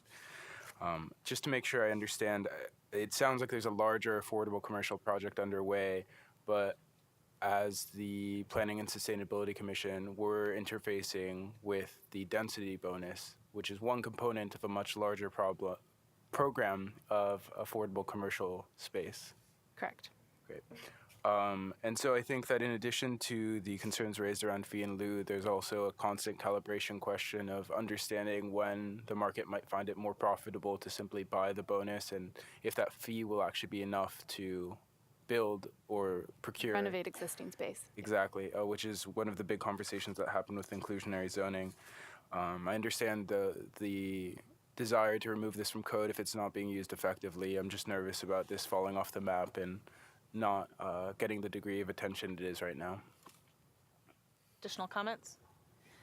So I'll just quickly wrap up with my comments would be, I'm going to remain uncomfortable leaving language in the code that we all pretty much know doesn't work. So if we're going to come back with a recommendation that allows us to move forward, which I understand we're going to have to make an amendment to change 25%, so we're going to get that out of there. And if we're going to rely on Prosper to provide administrative rules, I think what we're looking for is next time you come back, some pretty clear, definitive, while you may not have all the numbers or data worked out, how you're going to go about it, how we're going to get there, what's the timeline. I mean, we need to have, I guess, confidence that you're moving this forward and we're going to get where the end goal is for everybody. Does that make some sense? Yes. Great. Thank you. All right. So next item is Title 11 trees. Right. So just to remind folks what we're doing here, we had proposed to exempt, start over again. What we had proposed to do was remove an exemption that currently exists in the code for the CS and the CM zones. The Title 11 currently exempts several zones from the tree code in development situations, the CX, the EX, CS, CM, IG1, and IH zones. And those are all zones that basically allow 100% lot coverage. CS and CM are going away as part of the new mixed-use zones package, so they just won't exist anymore. So our question here was what to do about those zones. Should we replace them with something different in the tree code? Should we remove the CS and CM and not replace them with anything, or should we do something different? And I can outline those three scenarios for you again if you'd like, but what we had proposed to do was just simply remove the CS and the CM references in the code such that all of the new commercial zones except CX would be subject to Title 11 requirements. We had worked with the Forestry Commission to come up with this proposal, and it's the proposal that the Forestry Commission supports. It would still provide some level of exemption for from tree preservation standards and from tree density standards, depending on how intensively lots were developed in the commercial zones. There's a provision in the code that allows lots under 5,000 square feet or with more than 85% existing or proposed building coverage to be exempt from the tree preservation standards. And then the tree density standards have a ratio that starts at 15% for commercial development and can be decreased for sites where there's more building coverage than 85%. So there was some feeling that there were some safeguards in there for very dense urban developments to not require them to excessively provide trees and have some ability to have exemptions from tree code requirements where we've got dense urban settings. Very quick question for you on that is, if a building was going to cover 100% of the site. Mhm. Is that possible? Or or is there a requirement in the commercial where you're saying the 15% gets reduced that no, you're never going to get to 100% of the site building coverage due to the fact that you're going to have a minimum amount of coverage? No, you can cover 100% of the lot in CM2 and CM3 zones in inner neighborhoods. So I think this next table shows you what we had adopted in terms of lot coverage or building coverage on different lots. And I highlighted in red, this is from our previous work last year. CM2 and CM3 would allow up to 100% lot coverage in inner neighborhoods. We also still had a minimum landscaped area, if you recall, of 15% in those zones, which is a change from what we had adopted in the current regulations. But the asterisk indicates that in the inner neighborhood pattern areas that you have alternatives to in-ground traditional landscaping. You could do an eco-roof, or you could do planters, or you could do some component of pervious pavers and reduce the traditional landscaping element that was built into the code. So that's where I think we run into some questions about how the tree code would interface with our current landscaping requirements. If you're doing traditional in-ground landscaping at 15% as required by the code, generally speaking, I think that the tree code is compatible, if you will, with that. I mean, the standards can be met concurrently, but where we have higher degrees of building coverage on a lot than 85%, when you get above 85%, that's the question about how the tree code would apply. And again, the tree code allows for a diminishing percentage of tree density area, but you only get to 0 when you're at 100%. I hope that answers your question. Yeah. The last sentence did. That was perfect. Jeff, you had wanted to raise this for discussion. I remain a little confused. Let me walk back. So currently in CS and CM, they're exempt from trees, and they're also exempt from a landscape requirement, correct? There is no landscaping Okay, requirement, so correct. I own a CS or CM property. I don't have to meet landscaping. I don't have to meet tree density. The correlation zone we've shown people is CM2 and CM3. So if you're CS or CM today, you would anticipate you're going to be CM2 and CM3, right? That was a general rule of thumb we used for initial conversions Okay, well, let me of stop zones. you there. It's published, so I'm just correct. I'm just a property owner. I'm going, okay, you've now rezoned my property. I'm thinking about doing development. Let's look at landscape requirements. Oh, now I have landscape requirements. So that's something new. Got it. I now have to meet landscape requirements. But the exemption from tree, you want to take that exemption away. So we've added landscaping requirements to these properties. Got it. And then you want to also add a tree preservation requirement that they didn't formerly have. So far I'm right? So we are putting some new development requirements on these properties. Got it. So then the question I raised was, and you were saying, well, they're kind of compatible, the landscape requirements and the tree requirements, but not exactly, but kind of compatible. So I guess I'm wondering why we're adding extra development requirements and costs to these two particular zones. And we asked the question, I think someone else did, what kind of projects are going to be affected by this? I mean, what's the implications of telling these properties, important properties, CM2 and CM3, we're really looking for robust mixed-use developments there. We're adding a landscape requirement. We're adding eco-roofs. And now we're also going to add, which didn't exist previously on your property, tree preservation requirements that maybe can be met through landscaping, but maybe not. And I guess I'm wondering, why are we doing this? If we're adding new requirements already in landscaping, why kind of the double hit? And instead of saying they're generally compatible, where are some impacts? What are some properties that may run into some problems here where they're going to have to meet two different sets of natural resource requirements? I think that's what was asked for. Who's affected by this? Because we don't have any testimony from anyone saying, whoa, I was going to develop under CS, and now I'm going to develop under CM3, and here's what will happen to my project. It would be nice to sort of have some real-world examples of what these impacts would be by a sort of a double set of similar regulations, landscape, trees. Can you help us understand who might be affected, what kind of a project might kind of run into this and have an issue? I guess typically the projects that might be affected for the most part by this are ones that are trying to develop more densely on a site, but may not cover more than 85% of their lot area, and they'd be subject to the new tree requirements. I guess given that we were requiring landscaping in the new code, I mean, that's now an expectation of property owners that had formerly had CS property that had been converted to CM2 or CM3. The question is, would they prefer to do eco roofs or some other form of landscaping as opposed to planting in ground and meeting the tree requirement?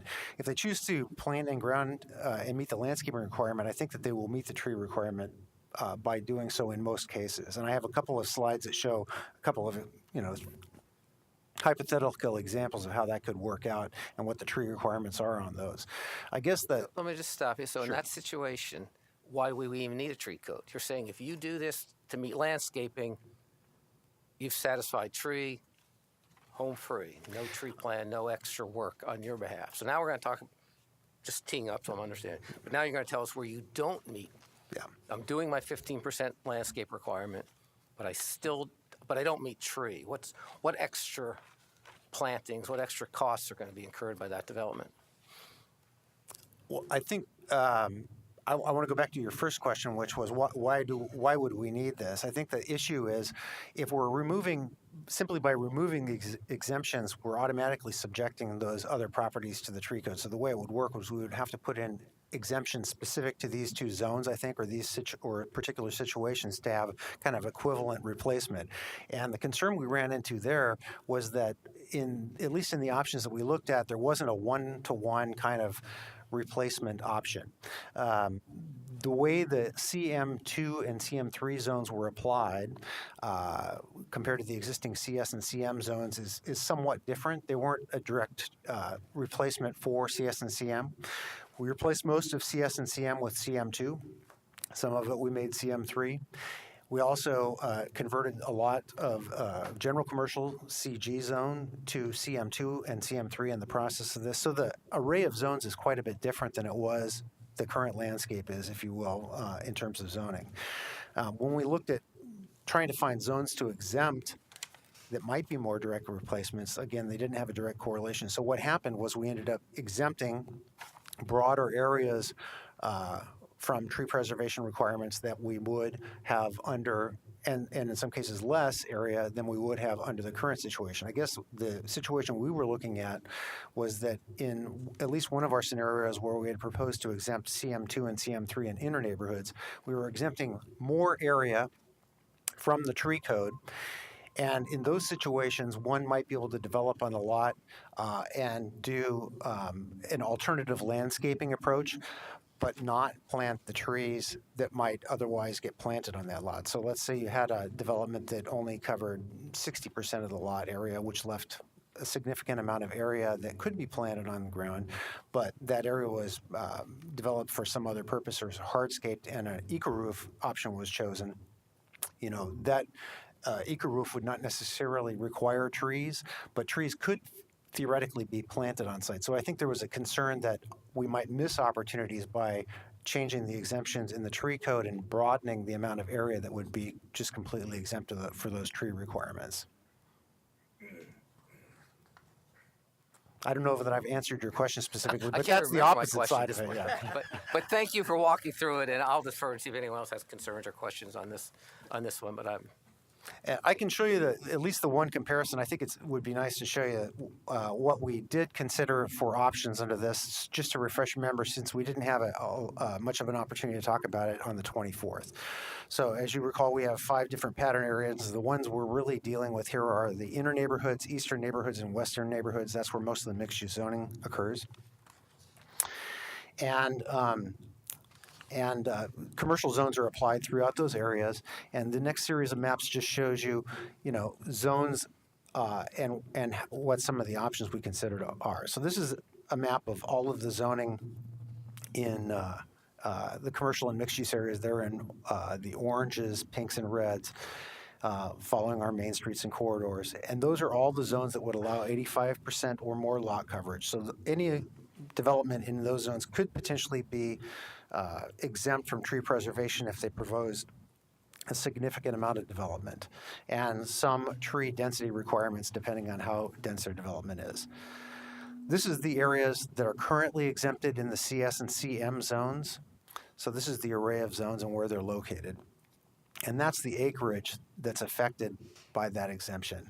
And I think the one to draw your attention to is the one that people focused on most significantly was that in the inner neighborhood areas, in our inner neighborhood pattern area, where we have the most pre-war development with the least amount of landscaped areas currently, and the ability to reduce the landscaping to zero and use an alternative. You have 1,448 acres of exempted zoning area. When we propose to exempt the CM2 and the CM3 zones only in the inner neighborhood areas, because that was where we were allowing the 100% lot coverage, the exemption went up to 1,814 acres. So it increased the amount of exempted acres, particularly and focused that and concentrated it in inner neighborhood areas. So that's was one option. Another option we considered was applying the exemption only into the Main Street overlay areas, which are the centers of the centers, if you will. And that corresponds to the M overlay.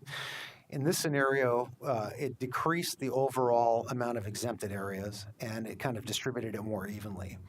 And then finally, I'll just show you, this is the scenario 3, which would just remove the exemptions.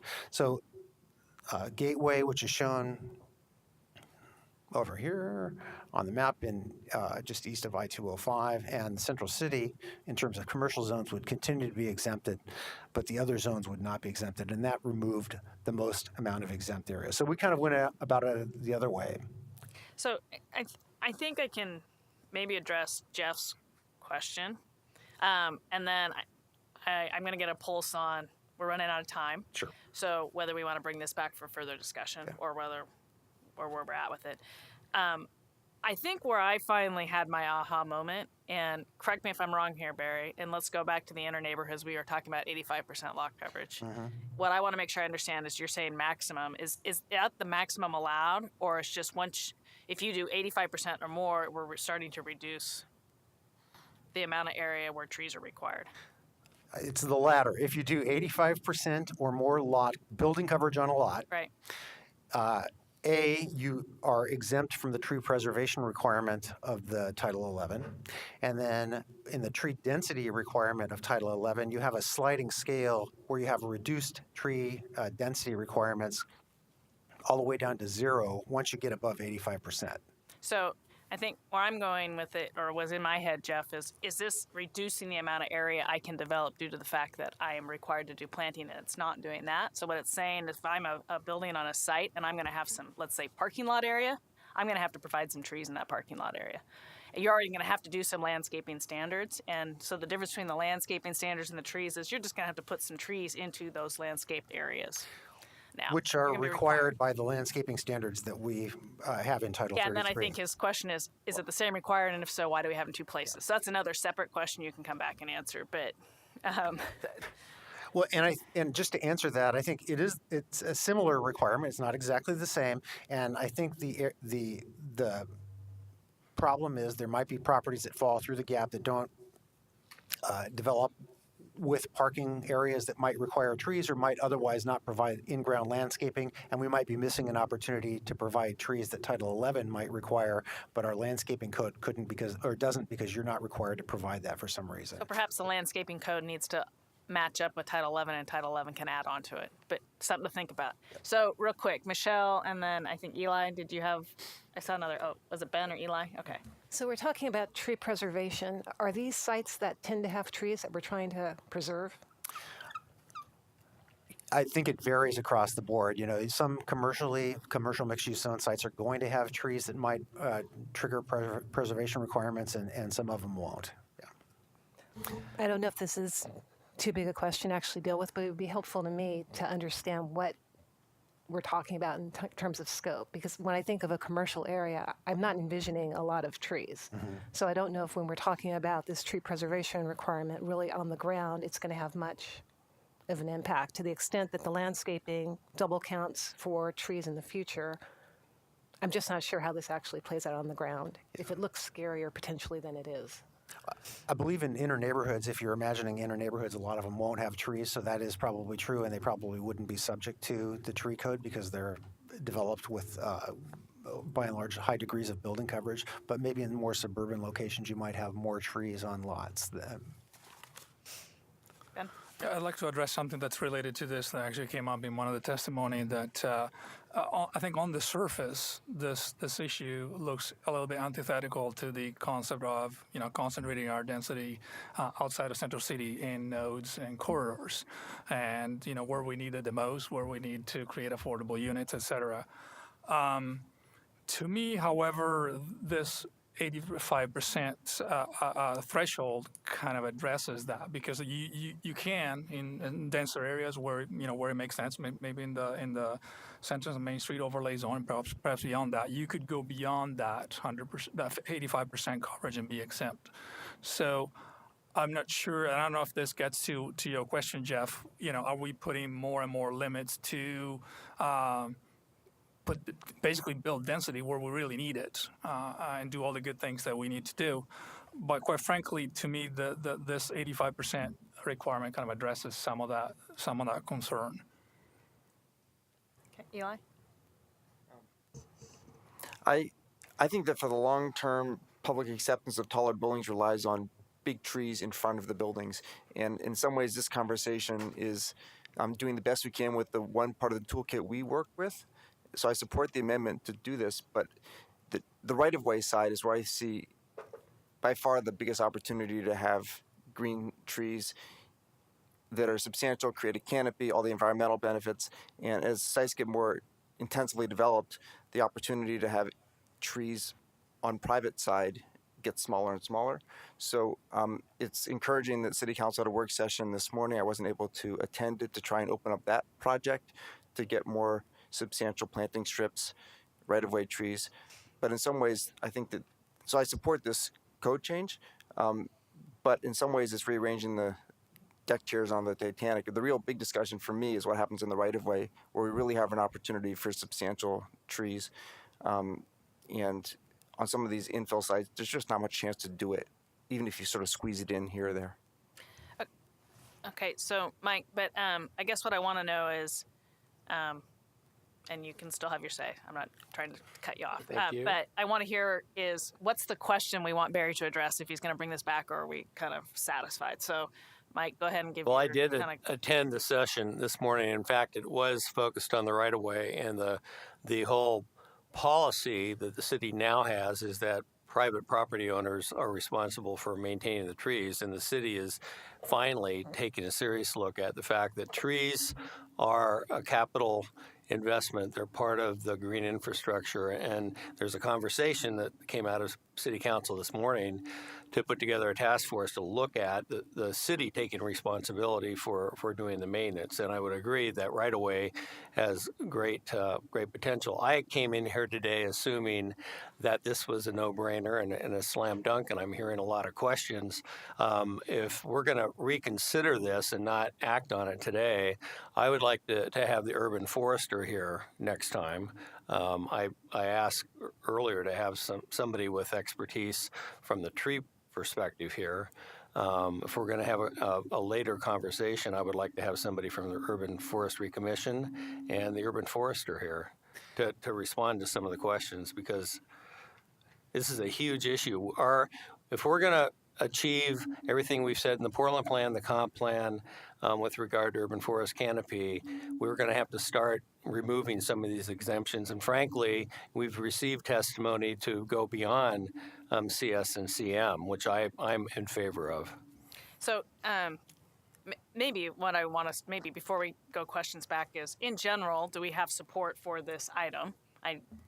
And why don't we do just kind of a show of hands, and we may not have to come back for it. So, Mike, 1, 2, 3, 4, 5, 6, 7, 8, 9, 10. We do. So you can rest easy, Mike.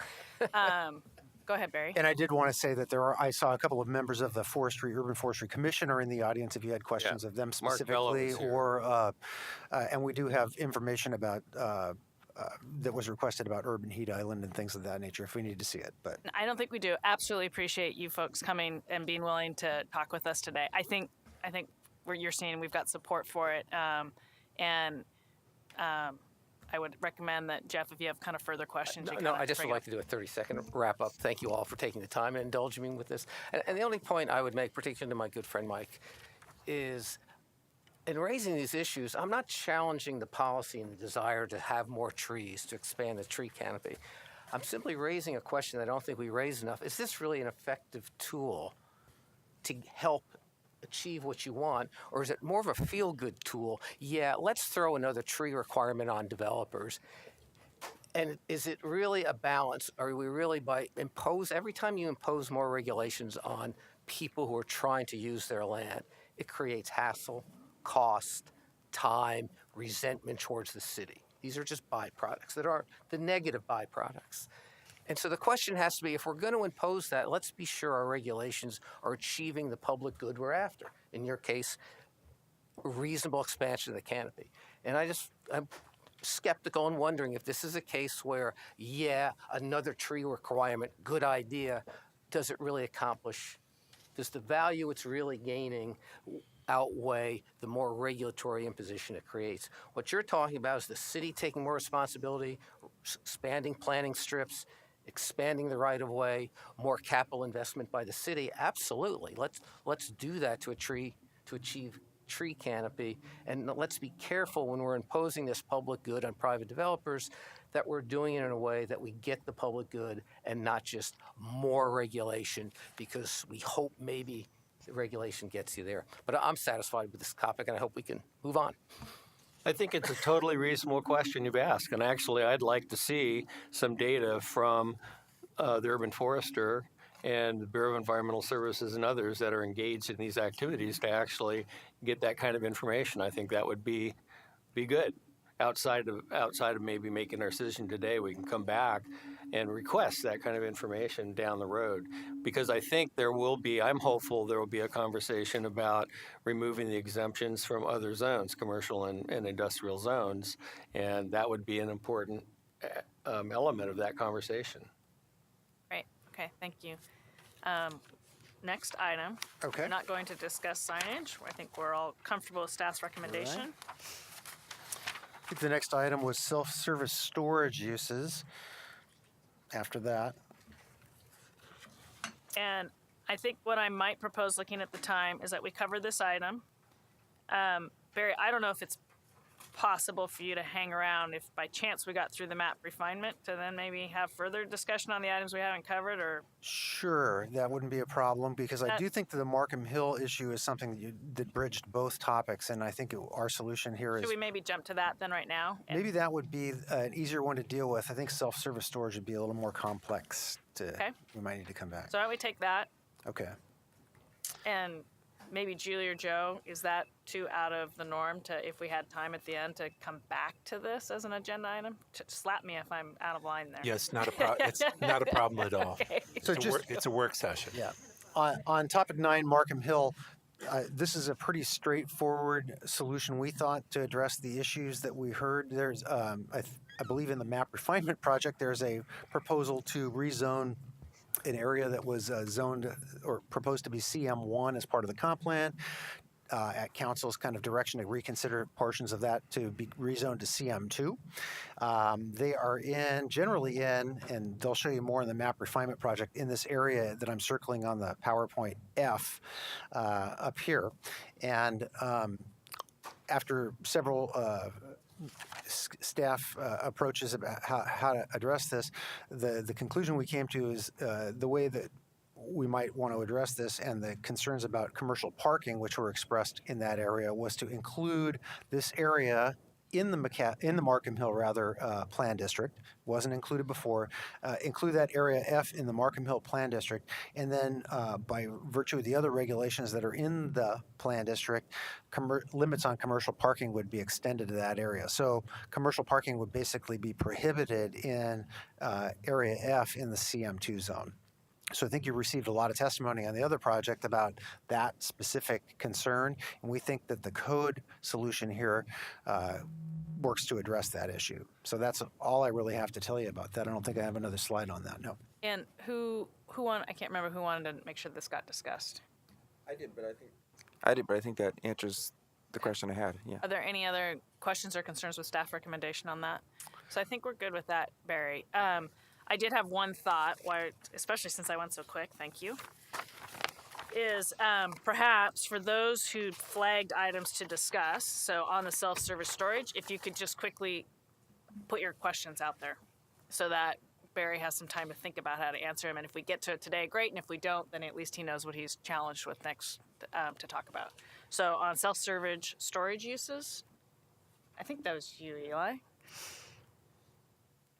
I know that when we were designating areas to be CM3, we thought a lot about extremely well-served urban locations for walkable neighborhoods. It seems my inclination would be to not allow self-storage to be at those locations.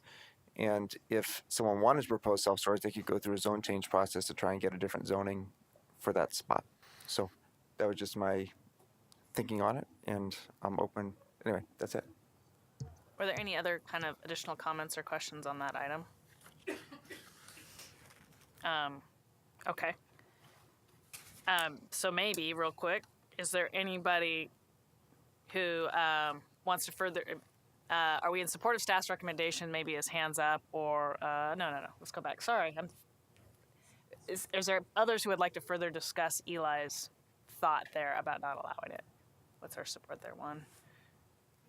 Okay, so there looks like there's enough. So we'll come back to discuss that. Okay. I just want to know if we had support or not. So next one, buffer overlay zone. I can't remember who brought that up. Was that you, Chris? And again, this relates to one of the topics that you're going to hear about in the MAP process. I think you got a lot of testimony on that side of the equation. Yeah. So, Chris, what's your question? Sure. So I think what we heard in the testimony was concern about a particular development at a particular site. And I know in the offline briefings, I think we heard some discussion of why that wasn't really a concern, but I'd like to get that on the record so the people who provide that testimony can hear what we think the answer is that's going to keep that particular development from happening. So if you could elaborate on that, that'd be great. And if we have time, we can walk through that now, or if you want to hold that off till next time, we can do that. I have Steve Kuntz here who worked mostly on the on that issue. Steve, why don't you see if you can do a quick summary? Okay. Thank you. So you heard comments from several people in the Willamette. Sorry to hear you. Sorry, Steve. Is it on now? You heard comments from several people in the Willamette Heights area shown above the site here, outlined in blue, with concerns objecting to removing the buffer overlay. Looking at the side, the buffer overlay here is in the black outlined area, IG1BC.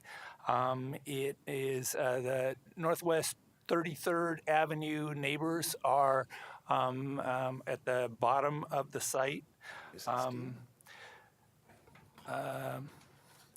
Their concerns were largely that the trees provide substantial environmental buffer in these areas, screen from noise, from air pollution, separation between the industrial area below and the housing, and slope stability. And some neighbors also pointed out streams in the area. I point out here, all of the buffer overlay is covered in streams. There are contour lines that are 20-foot vertical contour lines here too. There's a very steep slope, about 60% slope is about 50-foot rise above the existing building on this site. If you go to the next one. So this site is actually a pretty good example of the redundancy of the buffer overlay, and it really doesn't effectively address most of the concerns that we heard. The buffer overlay currently is overlapped with the environmental conservation zone that's shown here in green. So all of the buffer overlays in the conservation zone. The buffer overlay, well, the conservation zone addresses the concerns with it restricts grading. It restricts tree removal, development in this area, requiring that impacts be avoided, minimized, or mitigated in that area. The buffer overlay does not. It does not address grading or tree removal or development within that area. It essentially sets a rear setback requirement of a setback of 20 feet. Which is shown in the red outline or red line above the existing building, that could be reduced to 10 feet. It's a relatively small area at the top of the slope. The B overlay also addresses limitation on outdoor work activities anywhere within the B overlay. That's the only requirement that applies to the entire width of the B overlay, but the same requirement is already in place in the conservation zone as well.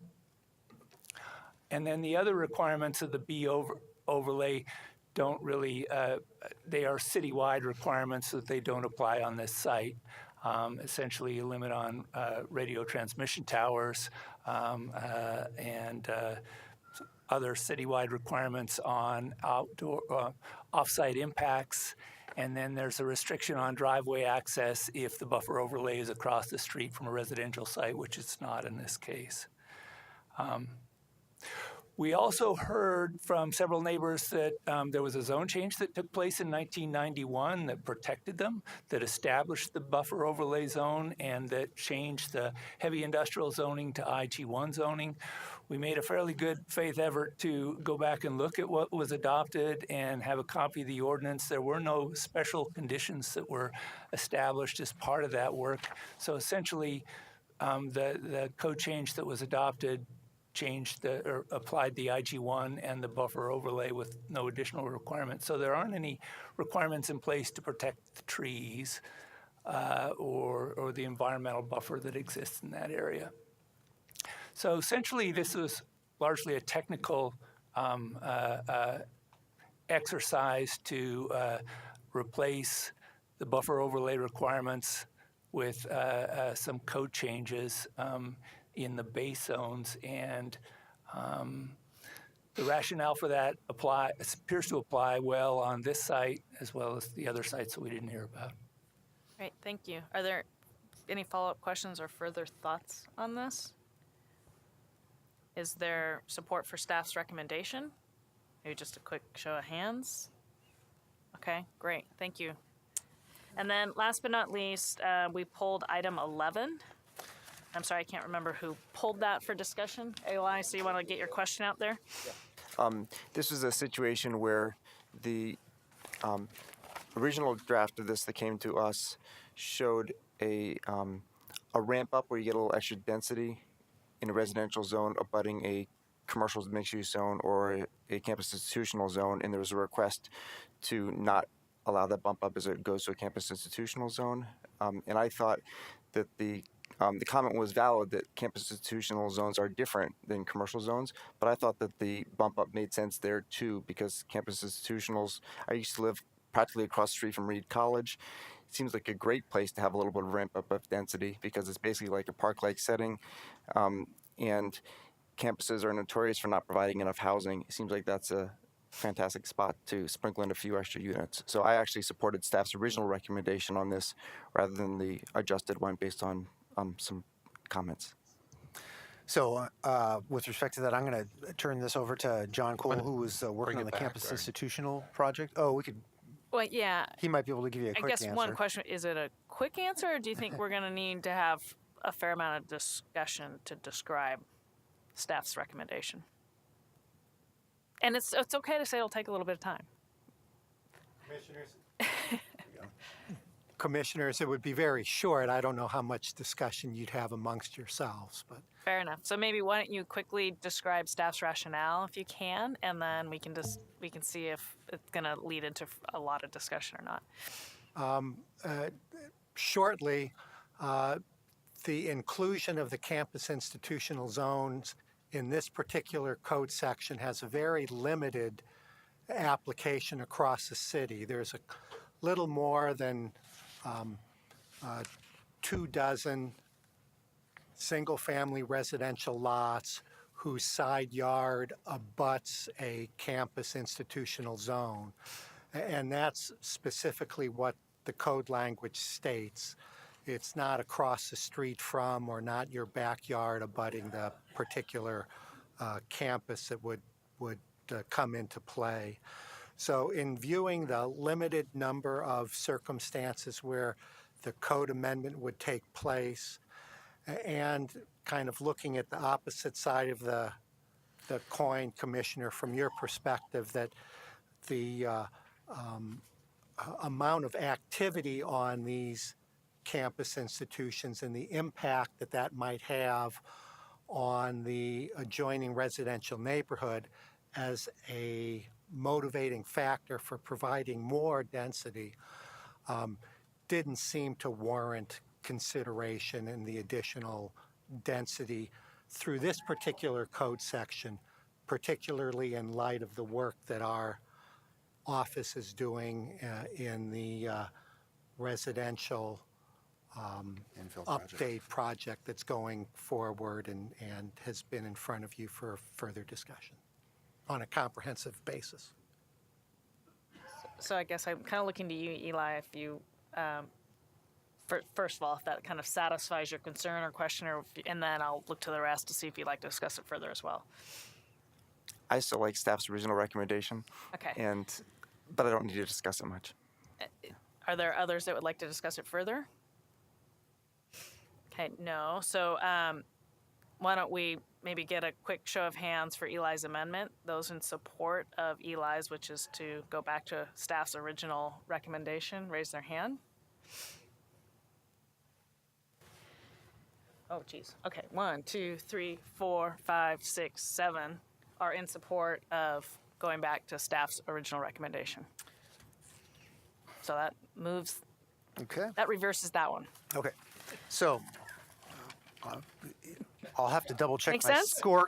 I'll check my video scorecard to make sure I've got it done correctly. But what I'm hearing is that we're going to we're not going to go forward with the amendment on that particular one. Correct. Everything else, I think we're pretty well squared away on, and I'll double check with the commission before we do anything else.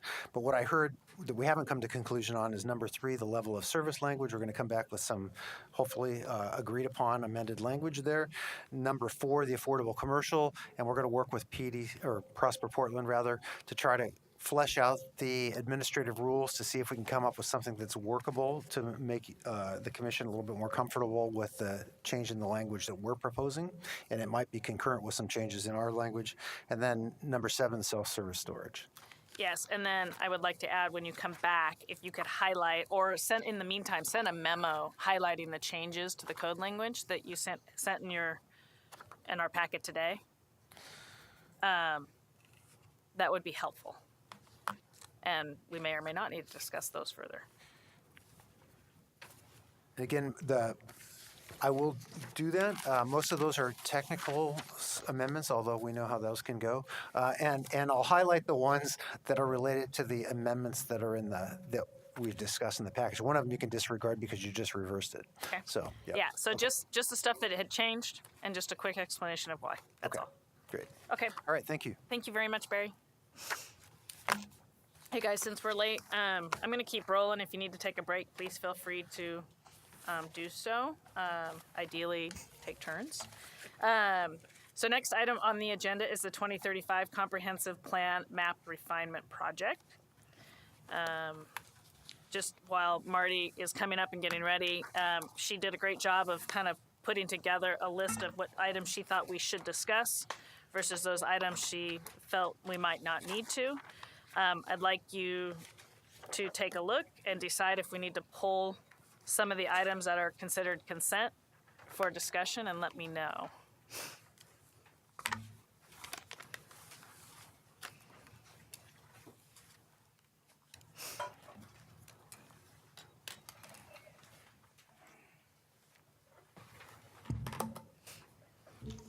While people are looking, Kat. And she gave us a big one if you need bigger text like I do. So while people are looking at that, I just wanted to say I'm going to recuse myself on the Trinity one based on some pro bono work Stoll Reeves has done. Actually, that's an excellent.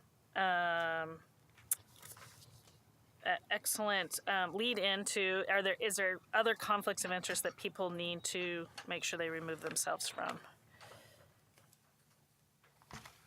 Just a reminder, I already said I wouldn't participate in the Central City Concern request for the zone change on 122nd and Burnside.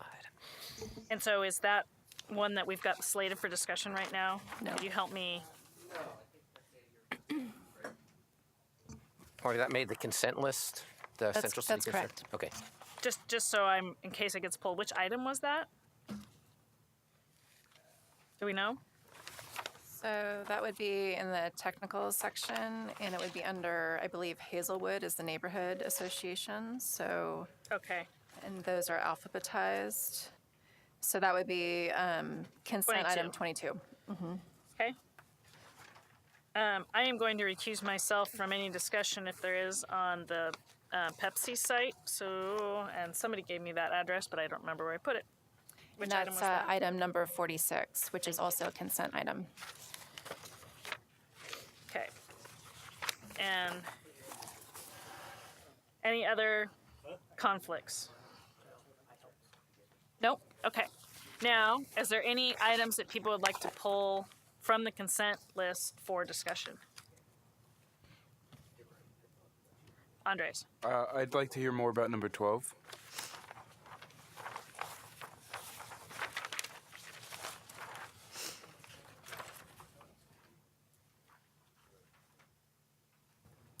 And that is actually an item for discussion. Yeah. Okay. No problem. Any other items?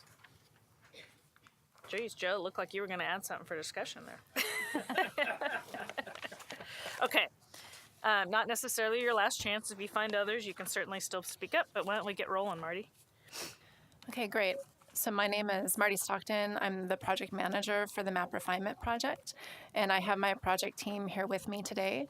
In my other capacity, I am the Southeast District Liaison, and one thing to highlight about that is that each of the district liaisons did do the analysis of the particular sites within their district. So I do have Nan Stark, who is the North and the Northeast District Liaison, sitting to the next to me, and Joan Fredrickson, who is the West District Liaison, sitting next to Nan. And then Leslie Lum will come up, who is the East District Liaison regarding one of the sites that we're going to be talking about as well in her district. Great, thank you.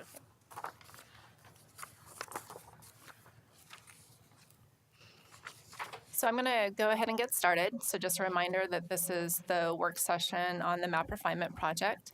The public hearing was held also on October 24th, and public record was extended through October 27th. Today we're going to discuss 11 discussion items. Within the table, the 11 by 17 item before you, there are also 36 consent items, so for a total of 47 items that are before you for consideration. So today we're having the work session, and if needed, we can also continue to the December 12th public meeting date.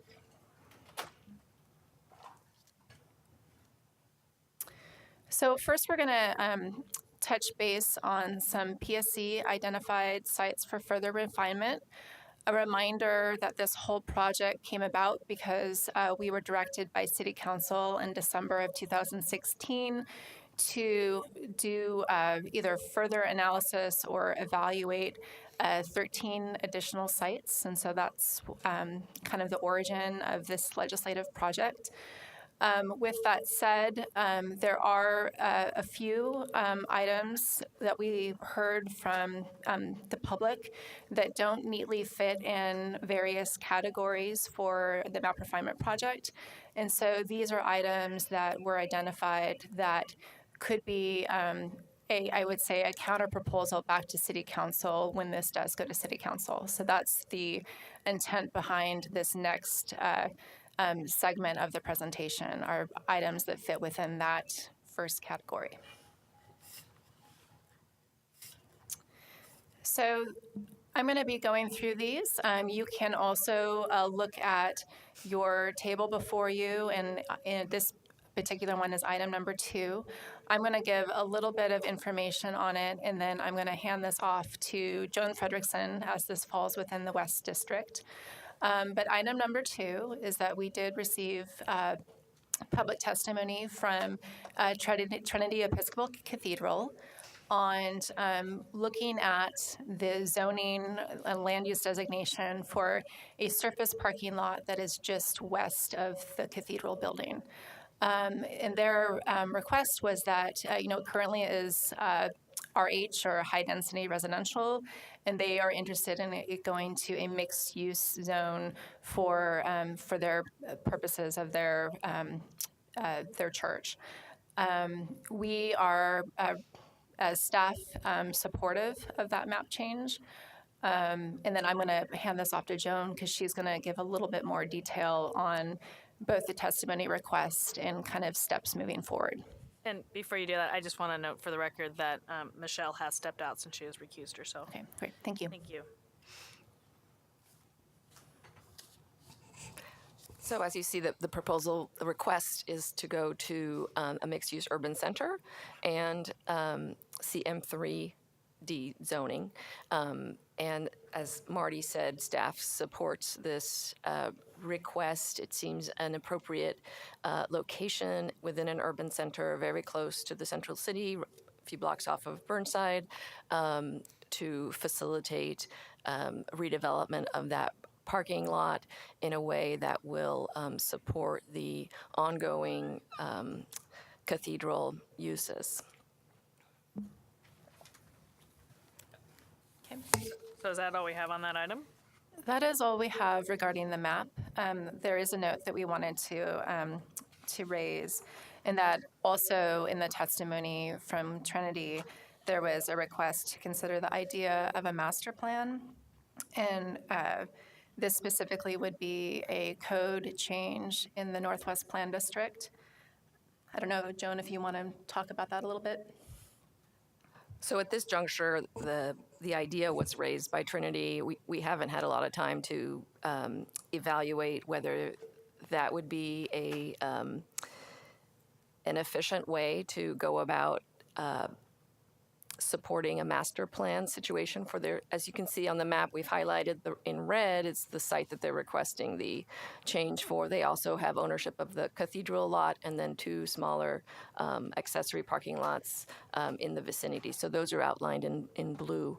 And so their idea in proposing this was to provide a sort of a holistic approach for their whole facility, and to be able to work with the neighborhood association on different ways to approach any concerns that were raised, and to sort of have a holistic addressing of issues. And so they had familiarity with the master plan requirement that currently exists in the Northwest Plan District. That was used exclusively for the Conway area, but they thought, well, maybe that would be appropriate for our location. We have we have a significant amount of land, and we're also adjacent to other facilities nearby that might benefit from some combined conversation about how to best use the facilities. So question on that. Is there anything that precludes them from voluntarily going through a master plan process the way the code is written or being proposed to be revised? Right, they can do an institutional master plan themselves. And that was one thing that was talked about towards the end of the testimony period with them was, well, do you necessarily have to have it codified? Can you do it on your own and work with the neighborhood association? So that would be one option. That's why staff is just saying simply to, we can explore that code option with them, but they can also talk to the neighborhood association further and see what the best combination of pieces is. Let me rephrase my question. We have certain areas of the city that have required master plan overlays, right? Then my understanding of that code section is you can voluntarily decide to go through a master plan process if certain conditions apply. I'd have to kind of dive into that to see if this hits those requirements, right? So I guess what I'm getting at is, would they have the option to go through a process through the city that involves the city, not just them voluntarily doing it if they wanted to? And I think that would allow them to move FAR around, right? So, which is probably what they were hoping to get out of being able to do a master plan, would be my presumption. Right. I believe that is correct. And would they still, do they kind of qualify for that voluntary option? I'm not 100% sure, but I think that it's likely. Okay. Yeah. So if I could, I think you're referring to a central city master plan? Is that, nope, something different, got it. Actually, no, I wasn't. I was thinking of the Central City Master Plan. Right. It'd be the concession. I got it. Thank you. That's helpful. So I just want to. Joe. Go ahead, Marty. So I think what staff is looking for is if there, number one, is general support of the staff's recommendation of changing the zoning on the surface parking lot.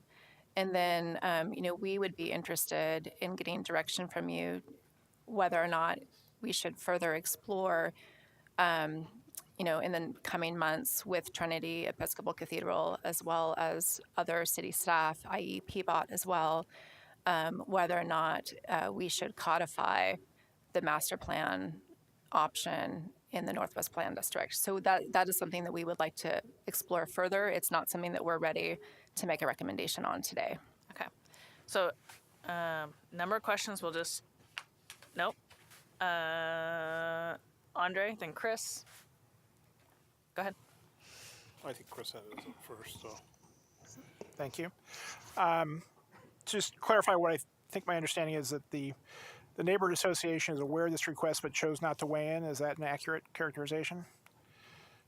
I have not communicated directly with the neighborhood association, so I can't. Don't know, so they have not weighed in, but you don't know if they're aware or not. Okay. Yeah.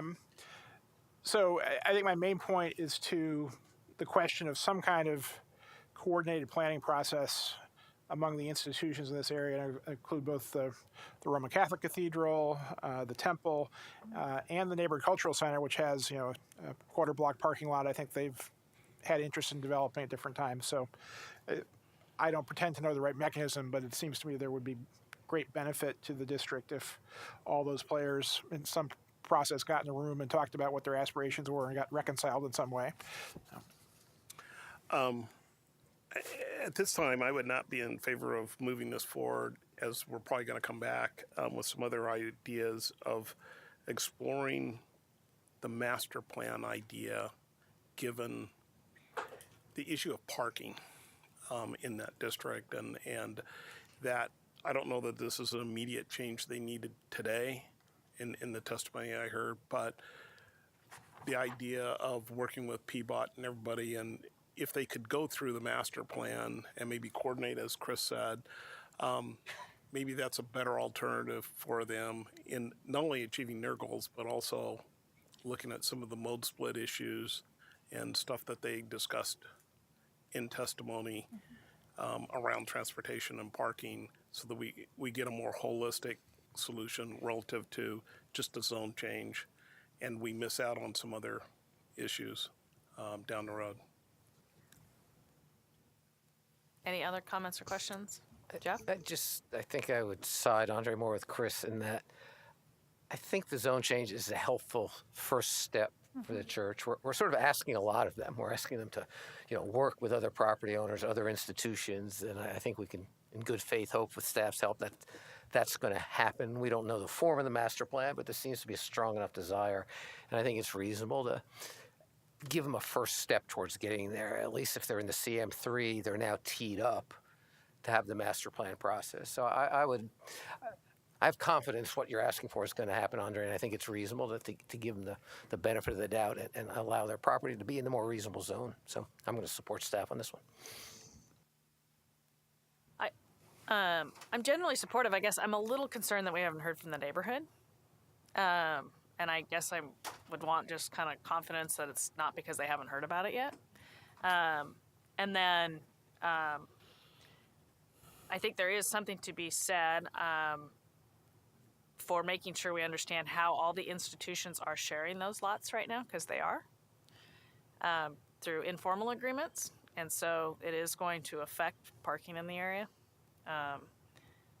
and not to say that that should all be on Trinity Church. I mean, just because they're being good neighbors and sharing parking lots, right? So I just think, there is kind of a look that probably needs to happen holistically. And I generally tend to side with yes, I support it. Again, I'm just a little bit concerned about the neighborhood. So I'll just answer that quickly. So I as I said, I mean, I haven't heard directly from the neighborhood association. I haven't spoken with them. It's my understanding from Trinity that they reached out and met with the planning committee of the Northwest Association, so District Association. So they've told me that they've met with them. I just haven't had a direct communication. But I think there has been some conversations. Okay. So Andre?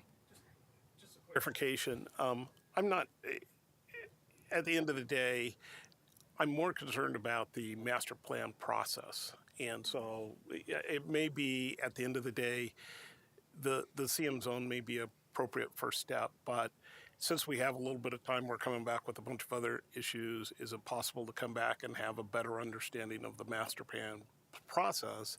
And to answer some of Chris's questions, is there a larger group interested in kind of getting into that process? And if it is, then is this the appropriate first step that sends us down? And is there code language to come around back? And so it may be the appropriate step, but I'd like to hear that answer first before I move forward. May I just add? So I think staff would be willing to do that. I think that before December 12th, it's unlikely that we could have an opportunity to meet with all the different institutions and have them get on board with the idea of being mapped as part of a master plan or committing to being part of a master plan. So I think that I probably wouldn't be able to provide that by the next work session. But, that's something that you can, consider in your recommendation and how you want to phrase any recommendation related to this moving forward. And I don't know that this group thinks they're necessarily coming back, by the way. But they might. So we'll see. That all being said, doesn't mean we couldn't say that. So I guess,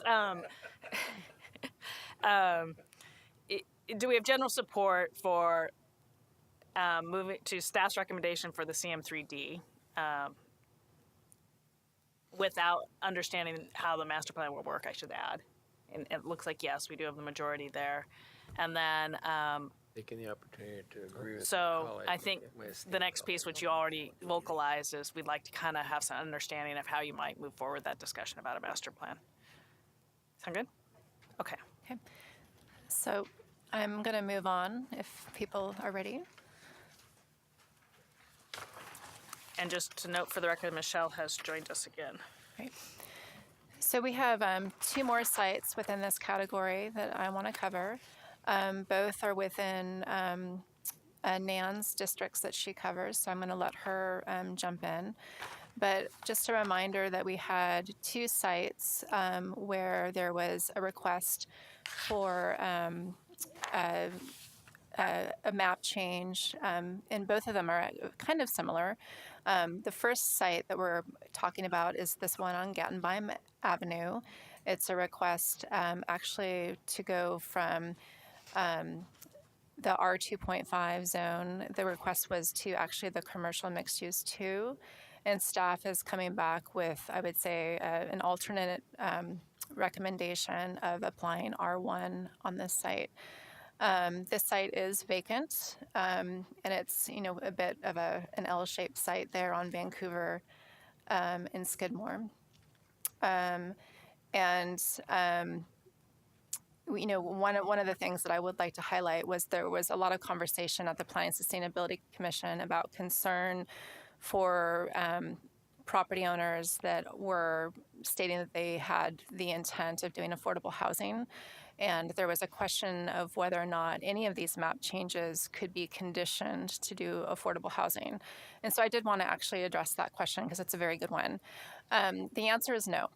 So for legislative map changes, it either is a change or no change. For quasi-judicial map changes, we have the ability to condition on adequacy of services, specifically infrastructure services. We do not at this time have the ability to condition for affordable housing. So I just wanted to kind of get back to that. So regarding the R1, the feeling was that the commercial mixed use 2 is not necessarily a use that we did not want to encourage commercial uses on this site. It's a little bit off the corridors where we want to see the mixed use. But we did agree that the R2.5 density and housing types is not as efficient land use and housing types that we would like to see. So that is why we're proposing the R1 zone. And I'm going to step back and let Nan add anything that she feels that needs to be added here. Marty covered this pretty well, but about 2/3 of this site is abutting Vancouver Ave. So you are on that corridor, but as you can see by the map, the east side of Vancouver is where the mixed-use zoning generally is along that corridor, and it's not on the west side. So that was another factor that we considered. The R25 zone along Vancouver is a mix of single-family and multi-family development. Again, this is a vacant site, so we did give it some different consideration along the Skidmore and Gantenbein side. It doesn't make sense to have any mixed-use zoning there because you really are right in a residential neighborhood. But like Marty said, we saw this as an opportunity to increase the residential zoning, but not necessarily tip it over to mixed use. Okay, great. Any questions? Yes, Teresa? What is that big white building down there in the corner?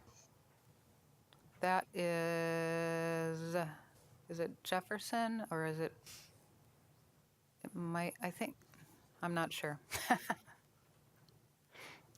Okay, Chris? So I was interested in your comment that these folks aren't currently involved with the Portland Housing Bureau. Is that our criteria for deciding whether we think about affordable housing in It is actually the granting these requests? criteria that Bureau of Development Services established with the Portland Housing Bureau, that through the housing emergency and the need to either reduce application fees or to expedite processes, that an applicant would have to be directly involved with the Portland Housing Bureau. And we're applying that criteria here as well. Thanks. Any further discussion or questions? Okay, not hearing or seeing any, maybe just show of hands for support of staff's recommendation. 1, 2, 3, 4, 5, 6, 7, 8, 9, 10, all in support. Great, thank you. So moving on to item number 4. So this is just to the east of the first site, also very similar. Existing zoning is R2.5. The group that testified had requested a CM2 zoning as well. And for very, very similar reasons, city staff is proposing an R1 recommendation rather than the commercial mixed use. And again, this is just to remind folks, this was the vacant, the surface parking lot that was just north of the church. And again, this group, NAN did contact the Portland Housing Bureau, and this group is not directly working with the Portland Housing Bureau. Okay, any questions? No? Okay. I'm sorry, Oh, just go one ahead, quick. Jeff. About how many more units do you think they can get by going from R25 to R1? Just rough. Well, it kind of depends. I mean, right now, the maximum density is 1 unit per 1,000 square feet of site area, and you have a 9,600 square foot site. You can do some amenity bonuses and get 50% on top of that. With that said, the Better Housing by Design project is moving more towards a form-based code, and so those density minimums and maximums that I just said would no longer apply. So R1 becomes, there's a lot more density potential in R1 moving forward. And so that is a little bit of a framework or a lens that we are putting on these recommendations. And that's a latter half of 2018 work program. Any additional questions? Okay, just show of hands for support for staff's recommendation. 1, 2, 3, 4, 5, 6, 7, 8, 9, 10, 11, I think. Michelle and Katie, yes? Okay. Unanimous support. So we're moving to another category of map changes. Specifically, this is where we're reconciling where there is current Bureau of Development Services activity or development activity in the pipeline. So there are areas that we're monitoring very closely with, again, early assistance, building permit, land use actions at Bureau of Development Services.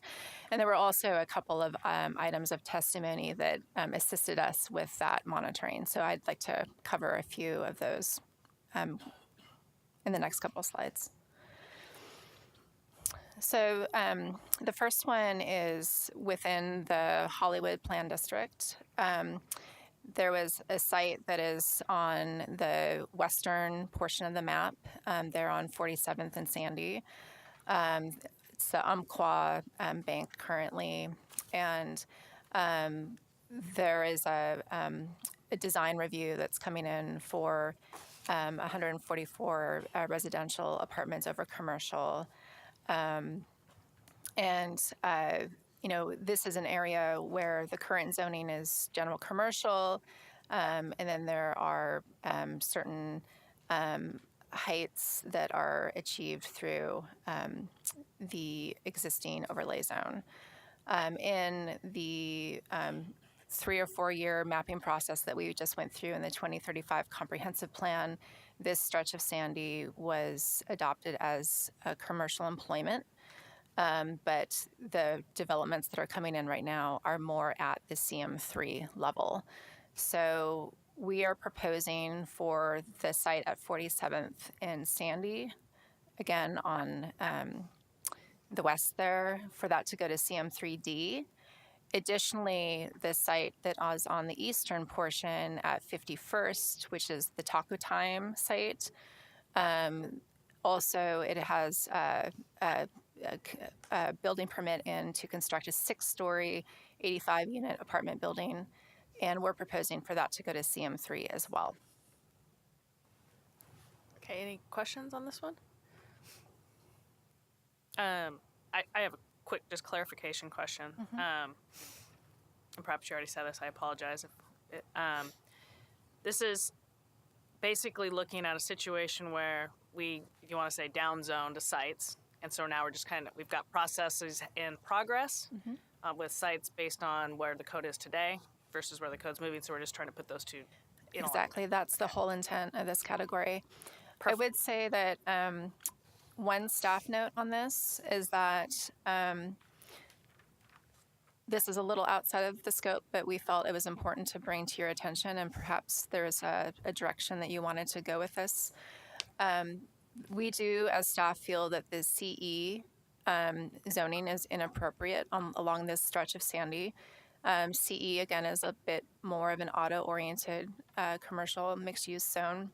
And this is an area that definitely is transitioning, especially with the Taco Time and the drive-through leaving kind of the general area. So we would like for the Planning Commission to consider at least a map change to CM2 for this stretch of CE zoning, again, in the Sandy area.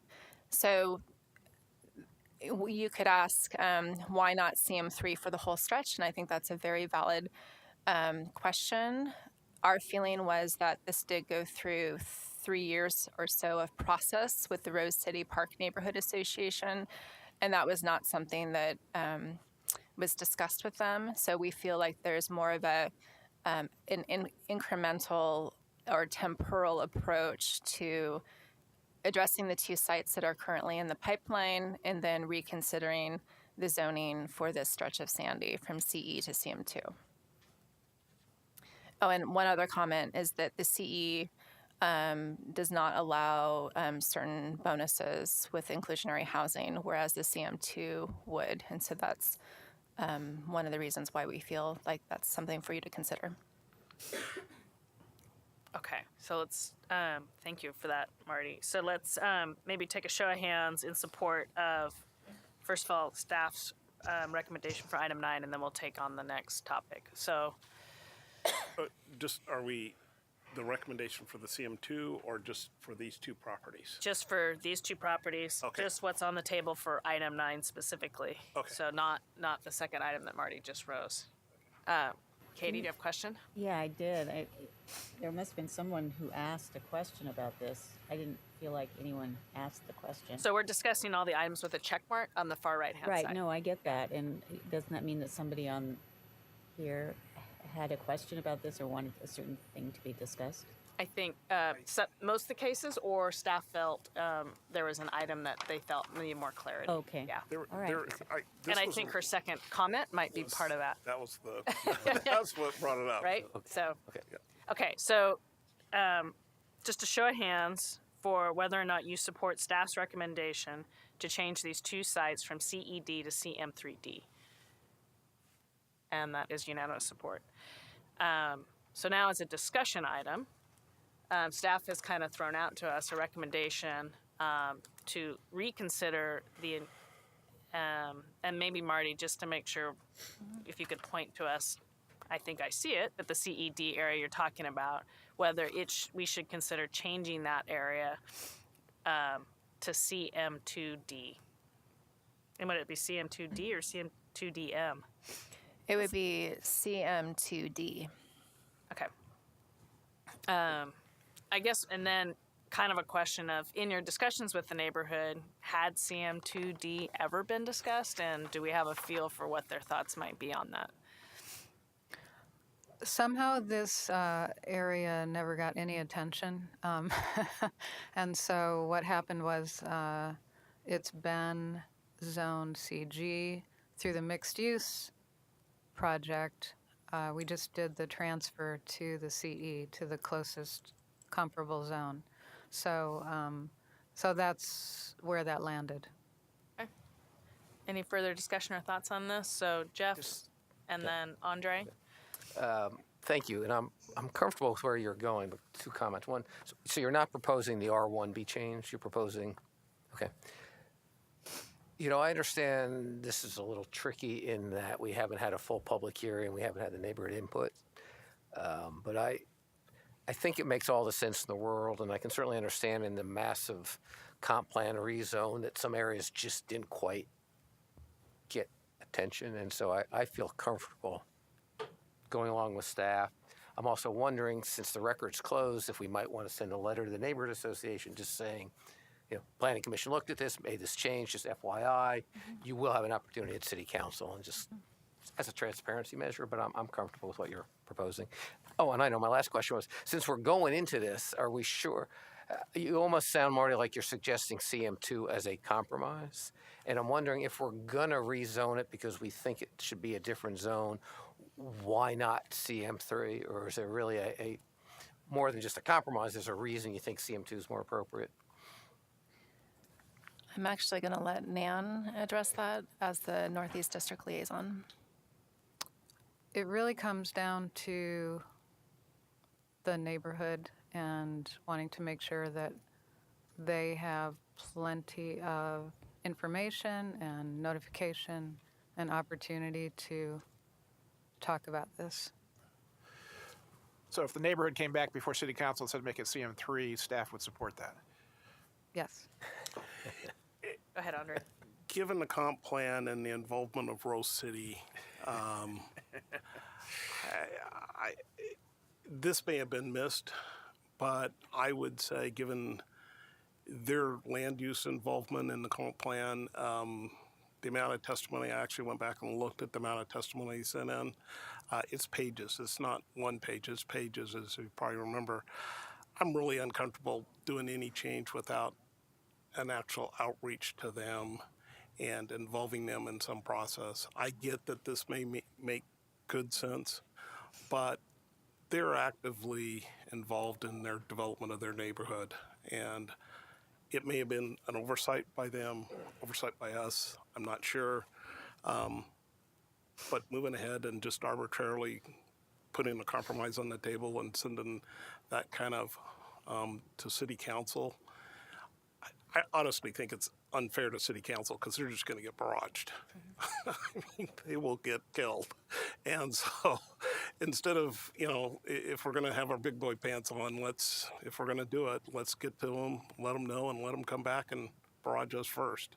Otherwise, my view is keep it as it is. And if we want to bring it back through another process later, I'm comfortable with that after some outreach to them. And maybe CM3 is the appropriate thing and they're willing to go there.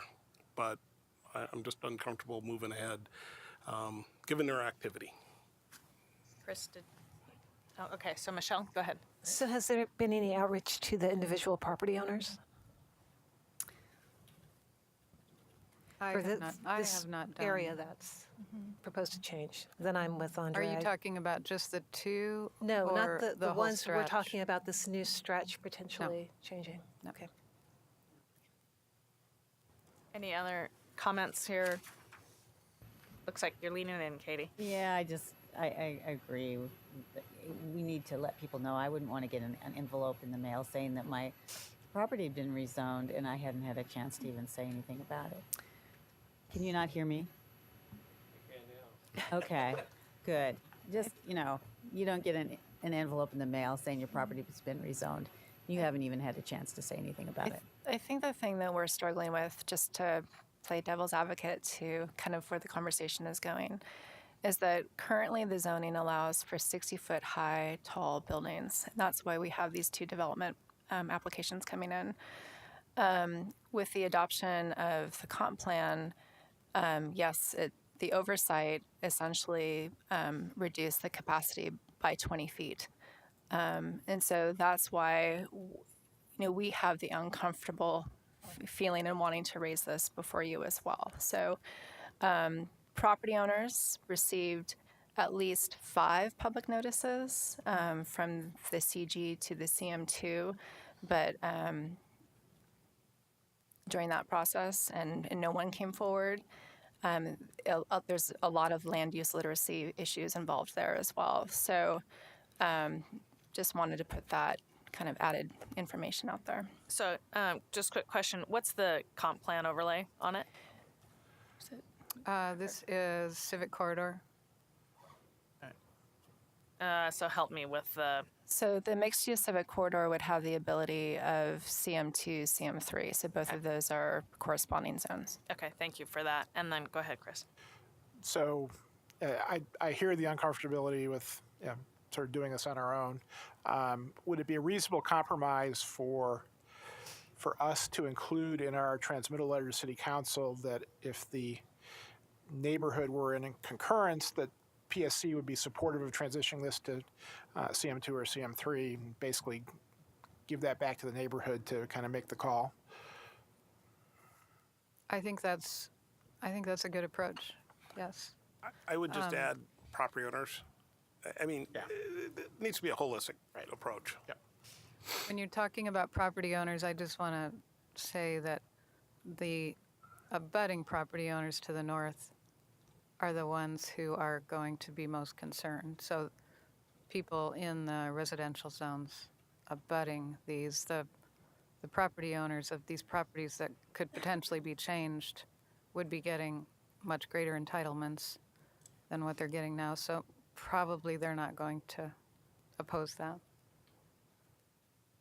So can outreach be done to the neighbors to the north to let them know that this is being discussed? And we have expanded our notification so that I think that applies to everything, right? Great.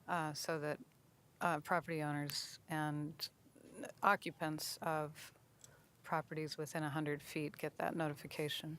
Perfect. So I was going to recommend the exact same thing. We think alike. So I'm very much so in supportive of kind of taking that tact. So I guess I'm going to throw out there hands for support for saying our letter of recommendation addressing this issue, and then recommending reaching out to the neighbors in the meantime. We have unanimous support with the one exception of Andreas, who stepped out. So thank you on that one. Okay, next item. So the next item is the last item within, again, this reconciliation of nonconforming development. Again, the Northwest Moreland area, so just the area that's just south of McLaughlin, and then Milwaukee Avenue is to the west, and then 17th.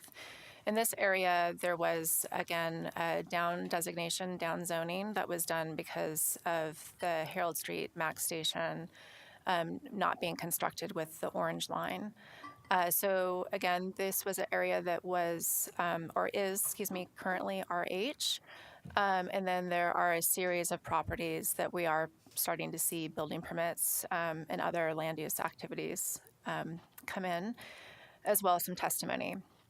So the proposal here is that the lower dot, there is a, a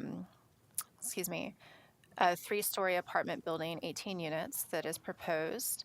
And so we're proposing for that actually to go to the R1 zone. Additionally, the farthest eastern dot is an area that is currently RH, but it was downzoned to R2.5. And we are proposing for that to go to R1 to acknowledge an existing duplex and triplex that are on the property. So that's a little bit of a non-conforming residential density existing situation. And then the northernmost dot is acknowledging that there has been a recent neighborhood contact with the Selwood Neighborhood Association as required by the neighborhood contacts requirement in the zoning code. And that is for, again, an 18-unit building. The height and scale is not specified at this time.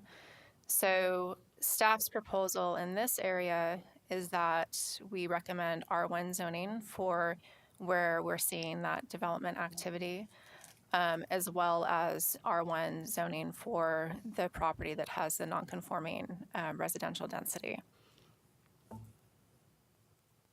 Any questions on this one? I'll just Go ahead, Jeff. ride a hobby horse of mine here. I'm fine with the proposal.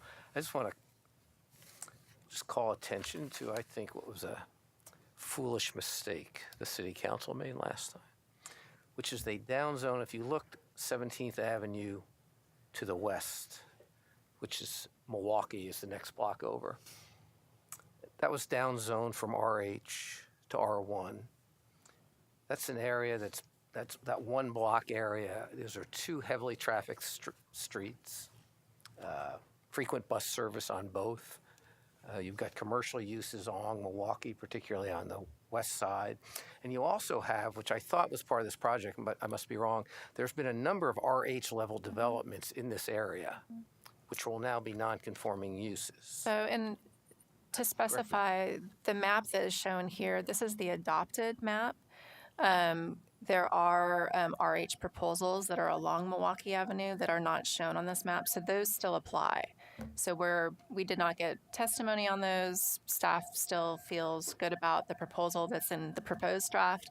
We're just talking specifically about this area that is north of Inslee and east of 17th. Oh my God. So the development that's been happening between Milwaukee and 17th, I think it's probably at an RH level. Maybe it could work at R1. It's at a RH density level. It is not at an RH height.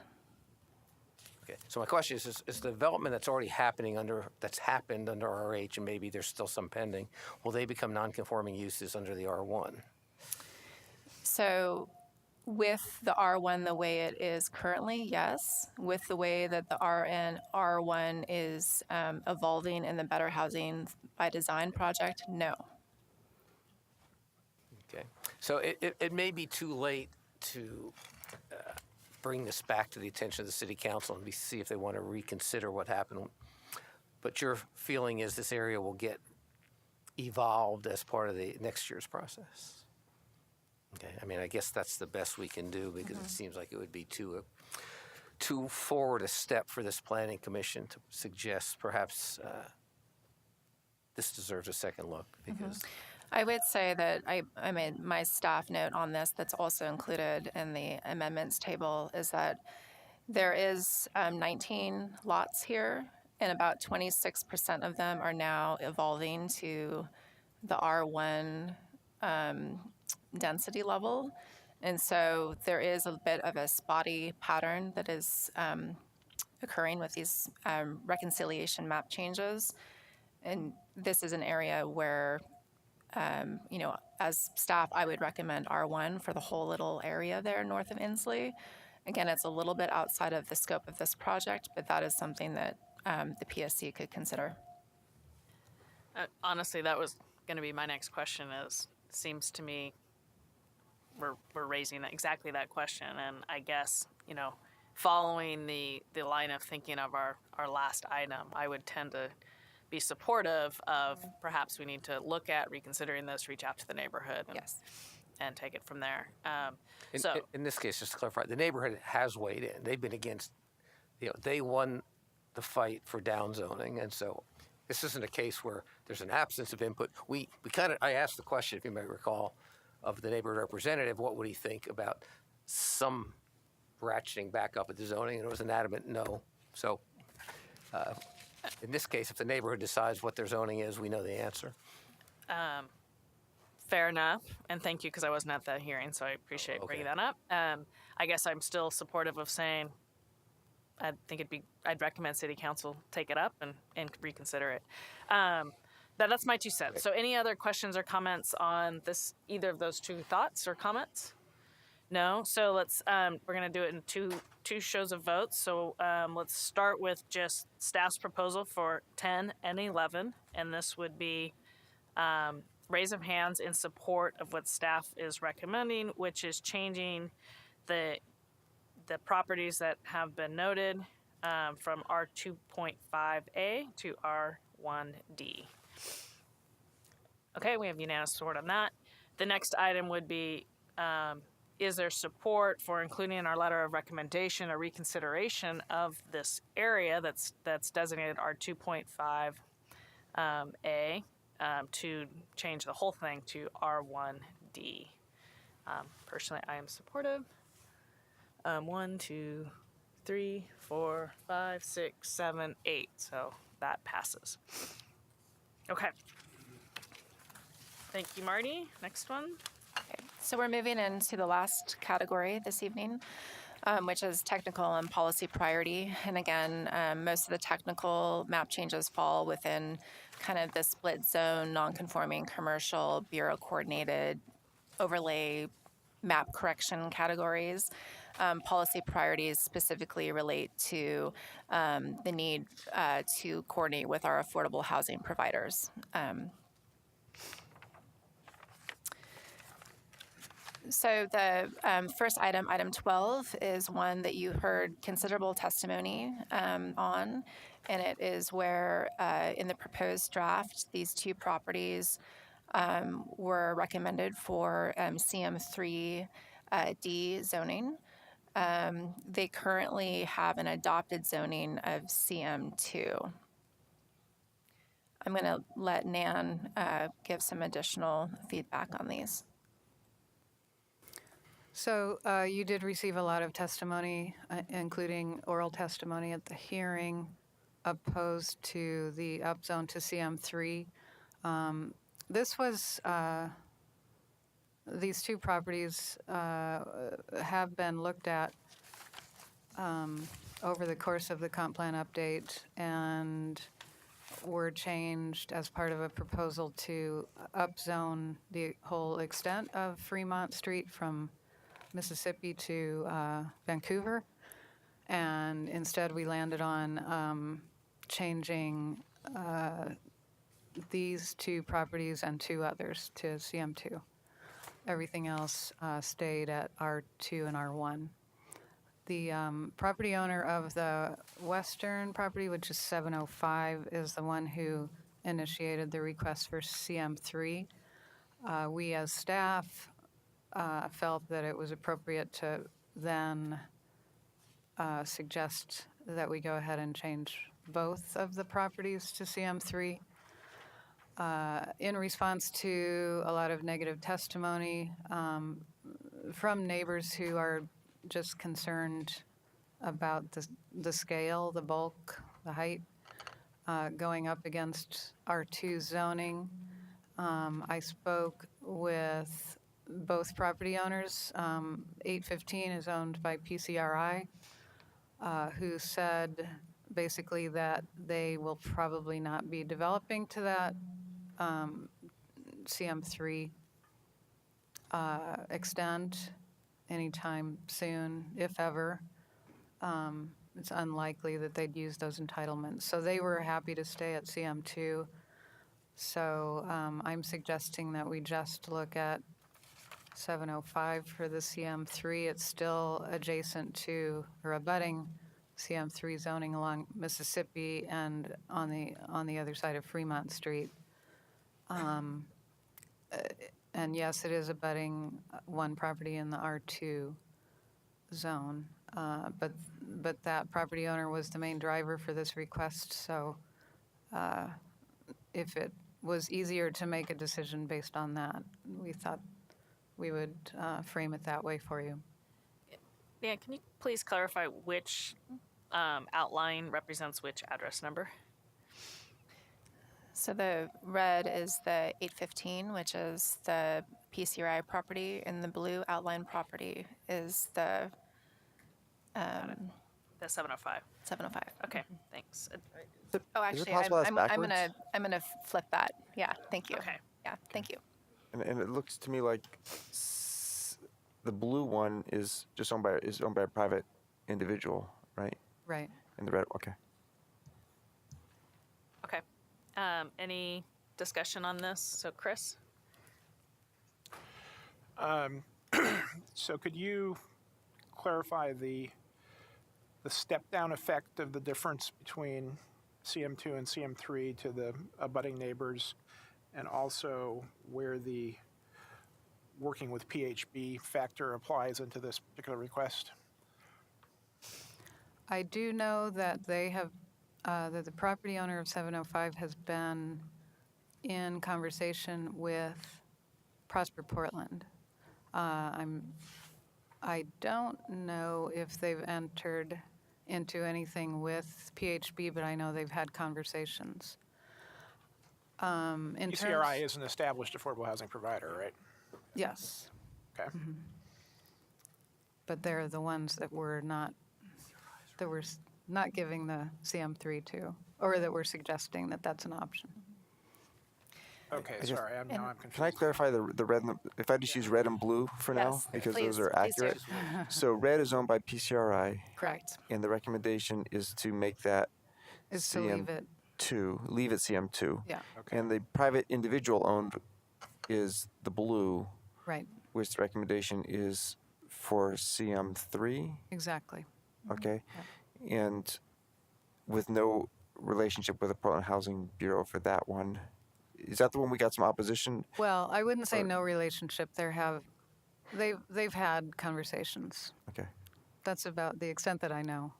Okay. It seems if you're going to use consistency with prior examples of this, I mean, this is owned by a private individual. Right. And in the past, 45 minutes ago, there were a couple of those that the private individual basically sought a higher zoning. I'm guessing because maybe wanted to develop a lot of affordable housing or sell it for a lot of money. We don't know what it is yet. That the staff recommendation was to give them sort of an increase in the density allowed based on the geographic location of it, but not trying to really boost it up for affordable housing purposes because we didn't know we would get it. Right. So that Different- logic would maybe, in my mind, maybe steer this to maybe not as high as CM3. Might Yeah, following the this correctly? difference here, I would say, is that those were more spotty situations, and this one is not. So we're continuing a pattern of CM3. Okay, could you address the step-down question? So we might need some help on that question, but I can tell you that the step down, the setback and step down in height is the same for CM2 and CM3, with the addition is once you get past that, and again, I don't know if it's 20 feet or 25 feet, so that's what I'm kind of stumbling on right now. Then you can go to the maximum height that's allowed. And so I would need to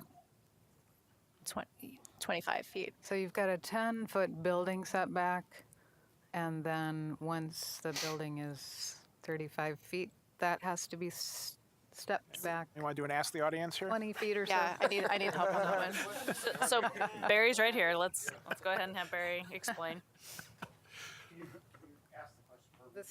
Could you describe the step down, step back requirements, the difference between CM2 and CM3 when you're up against a residential neighborhood? 20 seconds. Without the code in front of me, but I believe I'm accurate in saying this. I think they're the same. The difference is it depends on what your abutting zone is. Okay. So if you're abutting like an R5 zone or an R2. How about an R2A?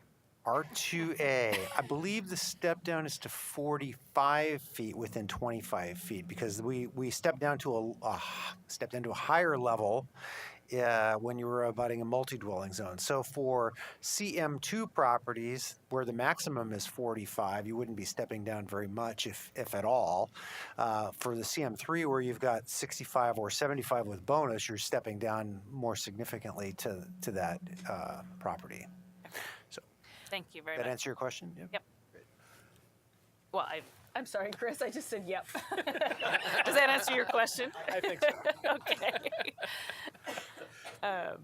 Okay. Any additional questions, Andre? There is the private, PCRI and the private owner have at least, PCRI is an established affordable housing developer, and the private owner has contacted PHB, Right. correct? Or Yes. they have not? No, as far as I know, they have. Okay. Yes. They're just not necessarily committed or moving forward with so. Right.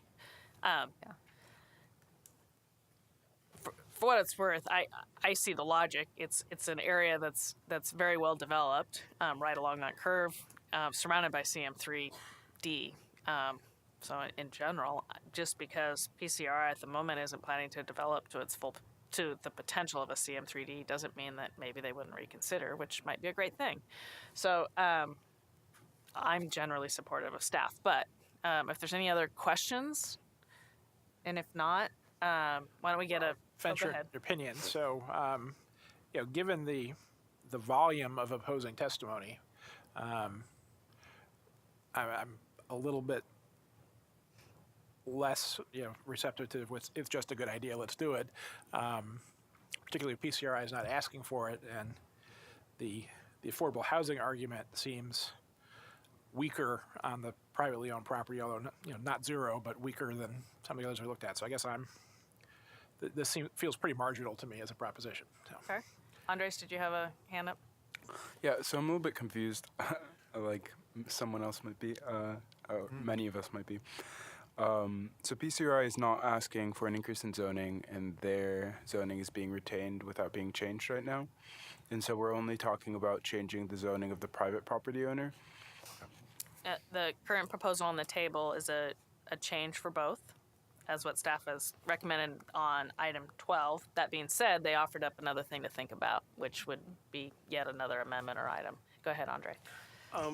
Just speaking to the PCRI property, I'm a little, disappointed that the PCRI would not develop to the maximum potential, or we would not give them the maximum potential to encourage them to develop. I mean, that's the business, right? So I'm confused why we would, if we're going to do this, and it seems like it's reasonable, that we would not just do everybody up to the maximum potential when we have a known developer saying they're going to reduce. It seems to fly in the argument of a lot of issues. So I think our policy would encourage us to take it to the maximum potential, and I would support, as it's proposed, just CM3D. Just to clarify for you, Andre, it's a big jump in construction costs. That's very likely why. They're not going to maximum potential. So what's happening is they're taking a building type that would be all wood to a hybrid building type that's a mix of concrete and wood. It just starts adding a bunch of cost and complexity that they may not find they get enough units due to the step downs and step backs to make it worth the while to go to that extra density. And that's just the, I don't know if that's it or not, but that's one thing to understand. I Go don't know ahead, the Eli. local politics, but another explanation would be it's a community-based nonprofit that might not want to infuriate a neighborhood There you by go. requesting it, but they might not mind having it. I don't know. There you go.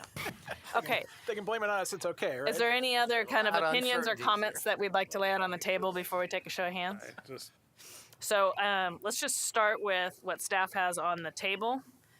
Show of hands for support, which would be changing both 815 and 705 from CM2 AD to CM3D.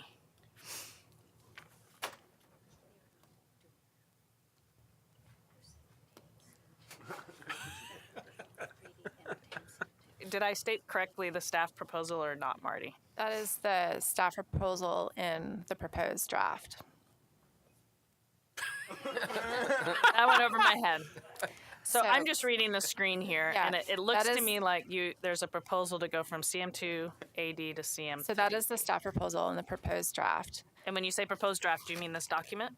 That is in the that document A different verbal staff proposal? that is the document that came out in September. Okay. But that's not what's So on the screen. retaining, in this case, if that's what we're saying, that would be retaining what's in the document, not necessarily following your recommendation. Correct. Okay. Okay. What is today's staff recommendation? Yes. It's the text that's underlined is the amended. So amendment. changing to CM3 for the 815 For North one's Fremont. property, but not the other property. Okay, I'm going to go back to what's in the document as a show of hands on an amendment versus splitting it. And if we don't get that passed, we can move on to the next one, which would be splitting it. How about that? So show of hands for changing both properties to CM2, from CM2 to CM3D. We got 1, 2, 3, 4, 5, 6, 7. And is Michelle, did you have yours? So that's 8. So that passes. Okay. Okay, so we're going to move on. Yes, please. Check of time. We're at 4 o'clock. We have 3 items? 1, 2, 3 more map items. And this one might be a little bit more of a conversation, but the other 2 are brief. Okay. So do we have willingness from all here to hang in there another half hour? Michelle has to go. How about anybody else? Okay. So let's try to quickly summarize so we can get through them all. Okay. Awesome. So I'm going to quickly just state what the request is, and then Leslie Lum, who's the East District Liaison, has joined us to provide some additional information about this request. So item 21 relates to Cascade Behavioral Health Care, who has requested a map change from EG 1 to CM3 or EXD or CM3. They're actually open to either of those zoning for this site. This site is in Gateway.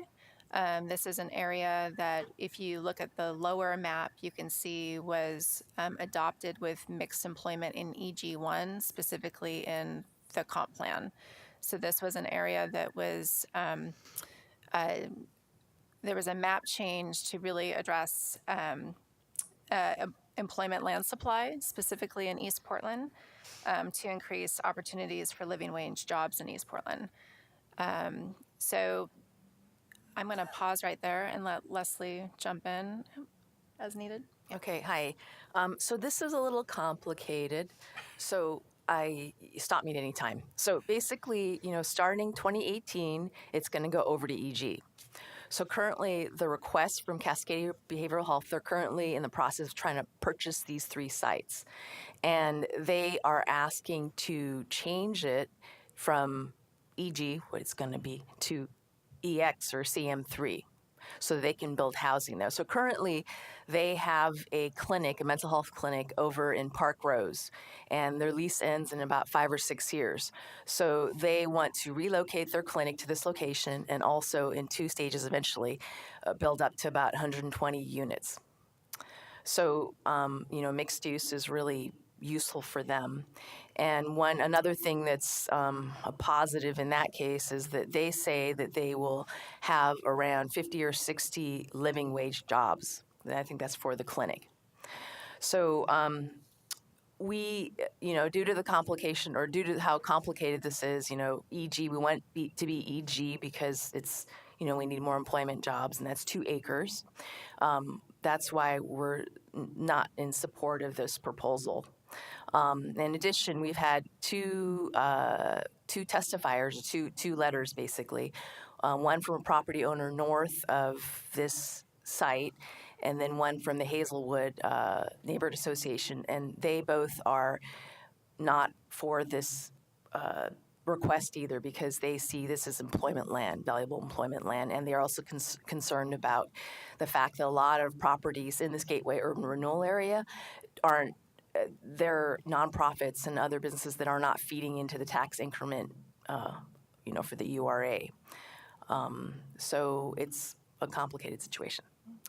And I think one thing to emphasize here is that this is acreage that is, again, supporting our employment land supply, and that there is some concern that if we were to do a map change here, that we would need to reopen the employment opportunity analysis that was adopted with the 2035 comp plan. There's the third rail. Okay. Call Cascadia. So, any further questions or discussion? I have something to say. So Teresa and then Andre. Be real quick. Okay, when we opened the meeting, I talked about Katie and I going to the OHSU thing, and this is exactly something we really need to seriously consider right now, no matter how inconvenient it is.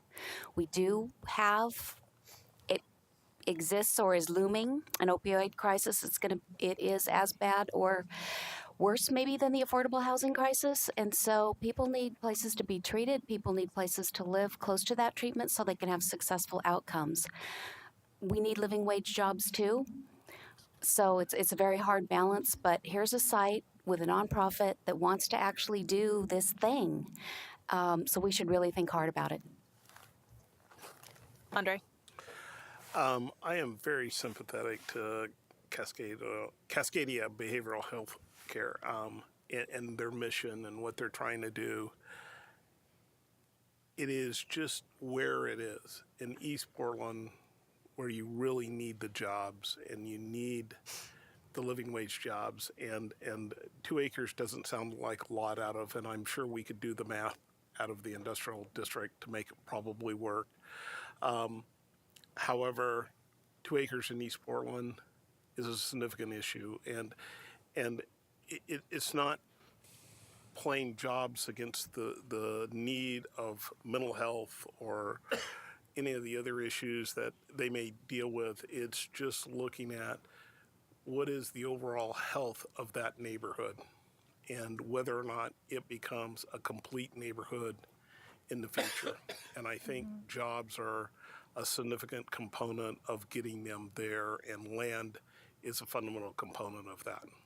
I'm going to have Steve Kuntz come up and give a little bit of clarifying information. I was reiterating some information that was shared with me by one of my colleagues, and there is a counter point that Steve would like to offer. So I don't think there's a Goal 9 issue on this site. This is in the Gateway area, and there's a substantial overcapacity of land supply in the Gateway area. So there's not a Goal 9 issue in this with rezoning this site. However, there is a comp plan policy in the economic development chapter to encourage living wage job growth in East Portland, and so it addresses that there's a lot of housing capacity and less employment land capacity, but it's not a Goal 9 issue. Great, thank you for the clarity. Any further comment? It looked like I have, so Chris, Katie, Eli, were you leaning in or not? No. Okay, Chris and Katie. Okay, so our preferred policy outcome would be if Cascadia just found an EX zone parcel in Gateway and built it there instead, right? Did anything in their testimony go to whether they thought those opportunities existed, or did they not address that point? They didn't address that. Okay, thanks. Katie? This is a tough one because it's so worthy. However, I've been hearing too, and I just was wondering how much this land is being marketed by Prosper Portland. I mean, I did not know about this chunk of land being set aside for industrial uses. I'm not sure, maybe industrial isn't the right word, but for employment uses. And, I almost think that we should be asking as part of our letter to make sure that this land is being really marketed and considered, because I don't know if it is. If they're really trying to find those places that would build the kind of jobs that people are looking for. So I tend to go with the staff recommendation on this, but it's difficult. So the concern that I have is, it sounds like you've got or Cascadia Behavioral Healthcare, which I also support their mission, absolutely, but they're in a due diligence period. They're looking at a piece of property. It came across, they haven't even purchased it yet, if I'm understanding this correctly. That's correct. So it's not like a situation where they own it. And I guess where I'm going with it is we could sit here and decide to change it, and that the whole deal could fall through. So I'm kind of leaning towards no, and supporting staff's recommendation at no change. And mostly due to that. And plus the other piece of it, I guess in some way speaks a little bit of kind of random spot zoning to me. And because it's a really good heartfelt mission, we kind of want to go there. So I'm struggling with both of those, but I'm inclined to say no. Any other additional comments? Okay, so go ahead, Andres. I think, especially if we support the staff recommendation, I'd like to reiterate the idea of putting something in the letter to emphasize marketing or some kind of promotion around this land that's set aside for employment use.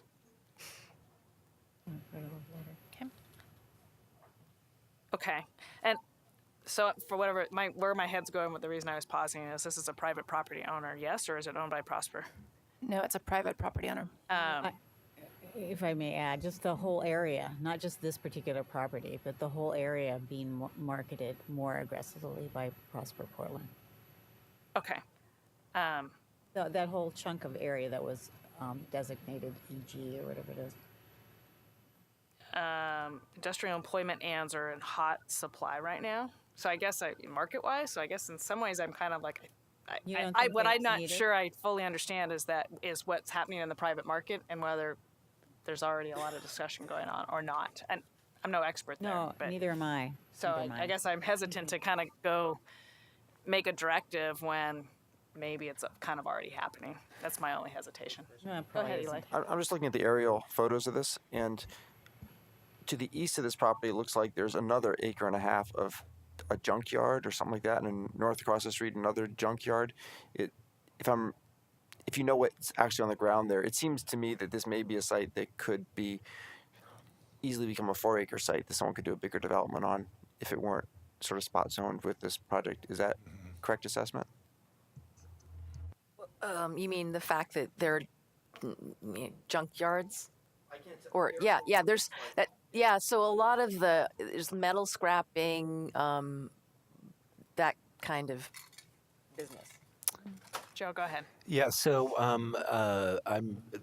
this whole area has been subject to PDC promotion in the past and actually master planning of it as an employment area. Now, what Prosper is currently doing is part of this and the Gateway strategy. I'm not sure,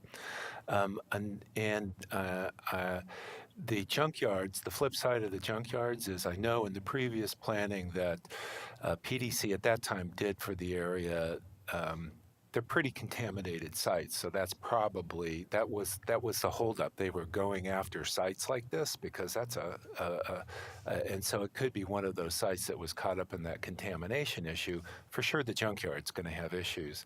So just to put it in context, promoting the idea of the comment in the letter, no problem with doing that. I think that's always been the intent out here, and reiterating that part of it in the letter would seem appropriate. Okay. Great. So let's just quickly take a show of hands for support of staff's recommendation is to have no change for this parcel. Looks like we have unanimous show of hands. And then just real quick, show of hands for putting something in the letter to support marketing efforts for the parcel of land. I think we're generally there, so sure, we'll go ahead and include something with that. Okay. So we're going to move on? Yep. So we're shifting to the Hollywood district. There were 2 map proposals. If you remember, there was the block of RX with the red dot, or the red box, that was proposed to go from RX to, in the proposed draft, it was a mix of RH and R1. And then in the blue box, there was a proposal to go from RH to R1. We did get quite a bit of testimony, both in support and in opposition of that staff recommendation in the proposed draft that came out in September. So there is currently a modified amendment before you. Within the red box, the proposal is to go from RX to RH for the entire area. The rationale for that is that this is within the Hollywood Plan District. And in the Hollywood Plan, there is a maximum heights map that shows 100 feet of maximum height for this block. And then moving to the east, the proposal is, the amendment, I would say, is for there to be a no change.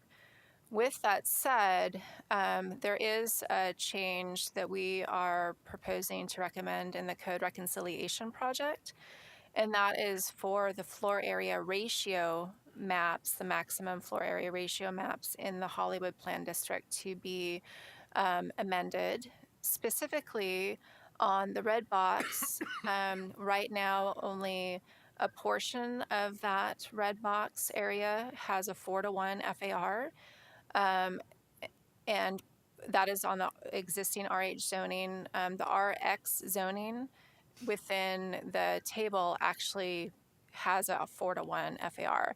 So the proposal is within the red box for it to all go to 4-to-1. In the blue block box, that RH zoning currently has a 4-to-1 FAR. The proposal is that we would remove that from the 4-to-1 FAR. So essentially what we're doing is we're shifting the 4-to-1 FAR to the red box. In the blue box, we're keeping the base zone of RH, but we are proposing to reduce the floor area ratio to 2-to-1. Okay. Further discussion, questions? Chris? Then Eli? Could you just orient me to where the transit center is on this map? The transit center, I don't have a good clicker here, but it's basically in this area. See this area right here? This is the turnout for the buses right here. So that's the 24-hour This is where there's the fitness, right? 24-hour Yeah. fitness. Okay, This I'm- is where the Trader I'm good, Joe's thanks. is. Okay, Eli? I can't show it on your map, but pulling up from the current zoning map, this area is surrounded on 3 sides by commercial zones. It's sort of like a little enclave of residential zoning. I'm still wondering whether this should just be CM2 or CM3, I guess, for this spot. It's an in-holding. It's a 1/5 of a mile from a transit stop and even closer than that to the north-south 75 bus line. The existing development there is nice apartments, which I think will probably be there for a bit longer. But if it ever got redeveloped, I guess if the residential only version of the zoning, the RH, getting to 4-to-1, is that more intense than a commercial CM3? Or maybe, I'm not quite sure I got the balance there. But my instinct is at this location, CM3 would make sense. So our only pause on that is that this is also a really great area for housing. If the zone was to go to CM3, then you could have, a project that was 100% non-residential. With the existing RX zone, you can have a certain percentage of the ground floor within a certain distance of light rail can be active space. And that is also a proposal that is within the revamped RH zone in the Better Housing by Design. So there still is that ability today and in the proposed change to RH in Better Housing by Design for there to be active space. I guess my question back to you is if these sites were to redevelop, if you would be comfortable with a property that was 100% non-residential, because that is something that could happen, especially with Providence to the south and needing, potentially needing expansion area. I think that's a good point. I mean, I guess I like having the 4-to-1. So can someone refresh my memory for the CM2 or CM3 what the maximum FAR is for those? Very. Is it on the order of the 4-to-1, or is it less? Less. If you could speak into the mic, Barry, that'd be helpful. When you're ready. Hollywood is kind of an unusual plan district in the way CM3 would be treated in that area. I mean, typically a CM3 would be 3-to-1 base with a 5-to-1 maximum FAR. In Hollywood, the other areas that are CM3, not this area because it's not mapped that way, but I'd have to check the plan district to see if it would apply if it were mapped this way. They have a base FAR of 4-to-1, which is replicating the CX that it replaced. And then they're eligible for bonuses of up to 3-to-1 additional, which so theoretically you could get up to 7-to-1 in Hollywood CM3 areas. At least the way they're mapped right now. Okay. And does RH still allow ground floor commercial? I seem to remember there's some allowance. So, so RX does RH well with what is being in the conceptual plan of the Better Housing by Design. It does or doesn't? So it does not currently, but you're looking to modify it so it would. Okay. Well, I guess I'm gonna probably listen to other people's thoughts. Does anybody else have anything they want to add to this discussion? This was a staff proposed, not a property owner proposed change? Or? Yeah, this was staff proposed. I guess staff's made me comfortable with the RH 4-to-1 for that area, recognizing that it's a big enough property. If someone wanted to go through a zone change comp plan process, that probably wouldn't kill them on something this big if they wanted to have a mixed use component. But I think I would be a little bit concerned about it being no residential at that location. The other thing to keep in mind is that the RH essentially gives you the same entitlements with the 4-to-1 FAR as the RX. Okay, so any additional comments? Doesn't look like it. So if we could have, sounds like you're comfortable, Eli, supporting staff's recommendation here? Yes? Am I missing somebody? Huh? I just wanted to make sure Eli was comfortable before. Yeah, okay. So show of hands in support of staff's recommendation on 21, and we have unanimous support there. Okay, so this is our last map item. We just wanted to come back to the buffer overlay conversation within the Northwest District, specifically the Willamette Heights area. Freddie, I'm having a hard time hearing you. It might be my cold. Okay. Thank you. We did obviously talk about it within the Code Reconciliation Project, but I thought from a district liaison, we might want to share a couple of items. So this is an item off of Northwest St. Helens Road, and you heard a lot of testimony, and it was discussed earlier in the Code Reconciliation Project about removal of the buffer overlay. So we wanted to make sure that for transparency, we covered it and we offered the opportunity to have that discussion here. Staff still supports removal of the B overlay for the reasons discussed through the Code Reconciliation Project in this location and across the city. And we just wanted to make sure that it was noted that we are not proposing any changes to the existing environmental conservation overlay that exists. Also similarly to the prime industrial designation that was a result of the Task 5 work in 2016. So those are two pieces that we wanted to make sure were clear and offer the opportunity to you to ask questions or have a discussion. Thanks for raising it. Are there any additional comments or discussions? Doesn't look like it. Just real quick, I think we're there, but all in support of staff supporting the change to remove the B overlay. We have unanimous support for that. Thank you. Great. Marty, I think that's it, huh? So is that it? Is that a I think you're recommendation? through. I think you don't need to come back.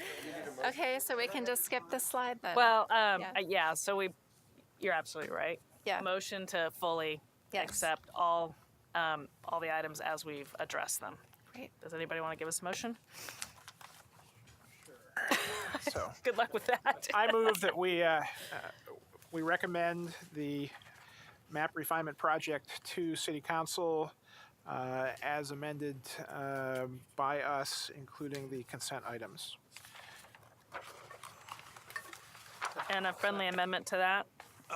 Do you have to second it and then I do it? Well, I was going to talk about the items that would be included. Perfect, go for it.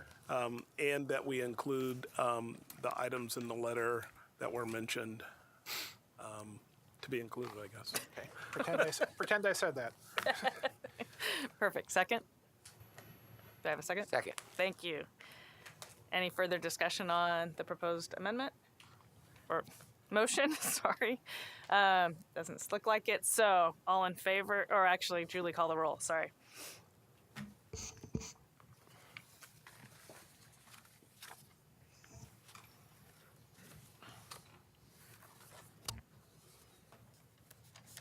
Too many screens. I know. Complicated. Microphone today. Okay. Backrack. Aye. Baha. Aye. Bortolazzo. Aye. Hauk. Aye. Larcel. Aye. Oswell. Aye. Smith. Aye. Spivak. St. Martin. Schultz. Aye.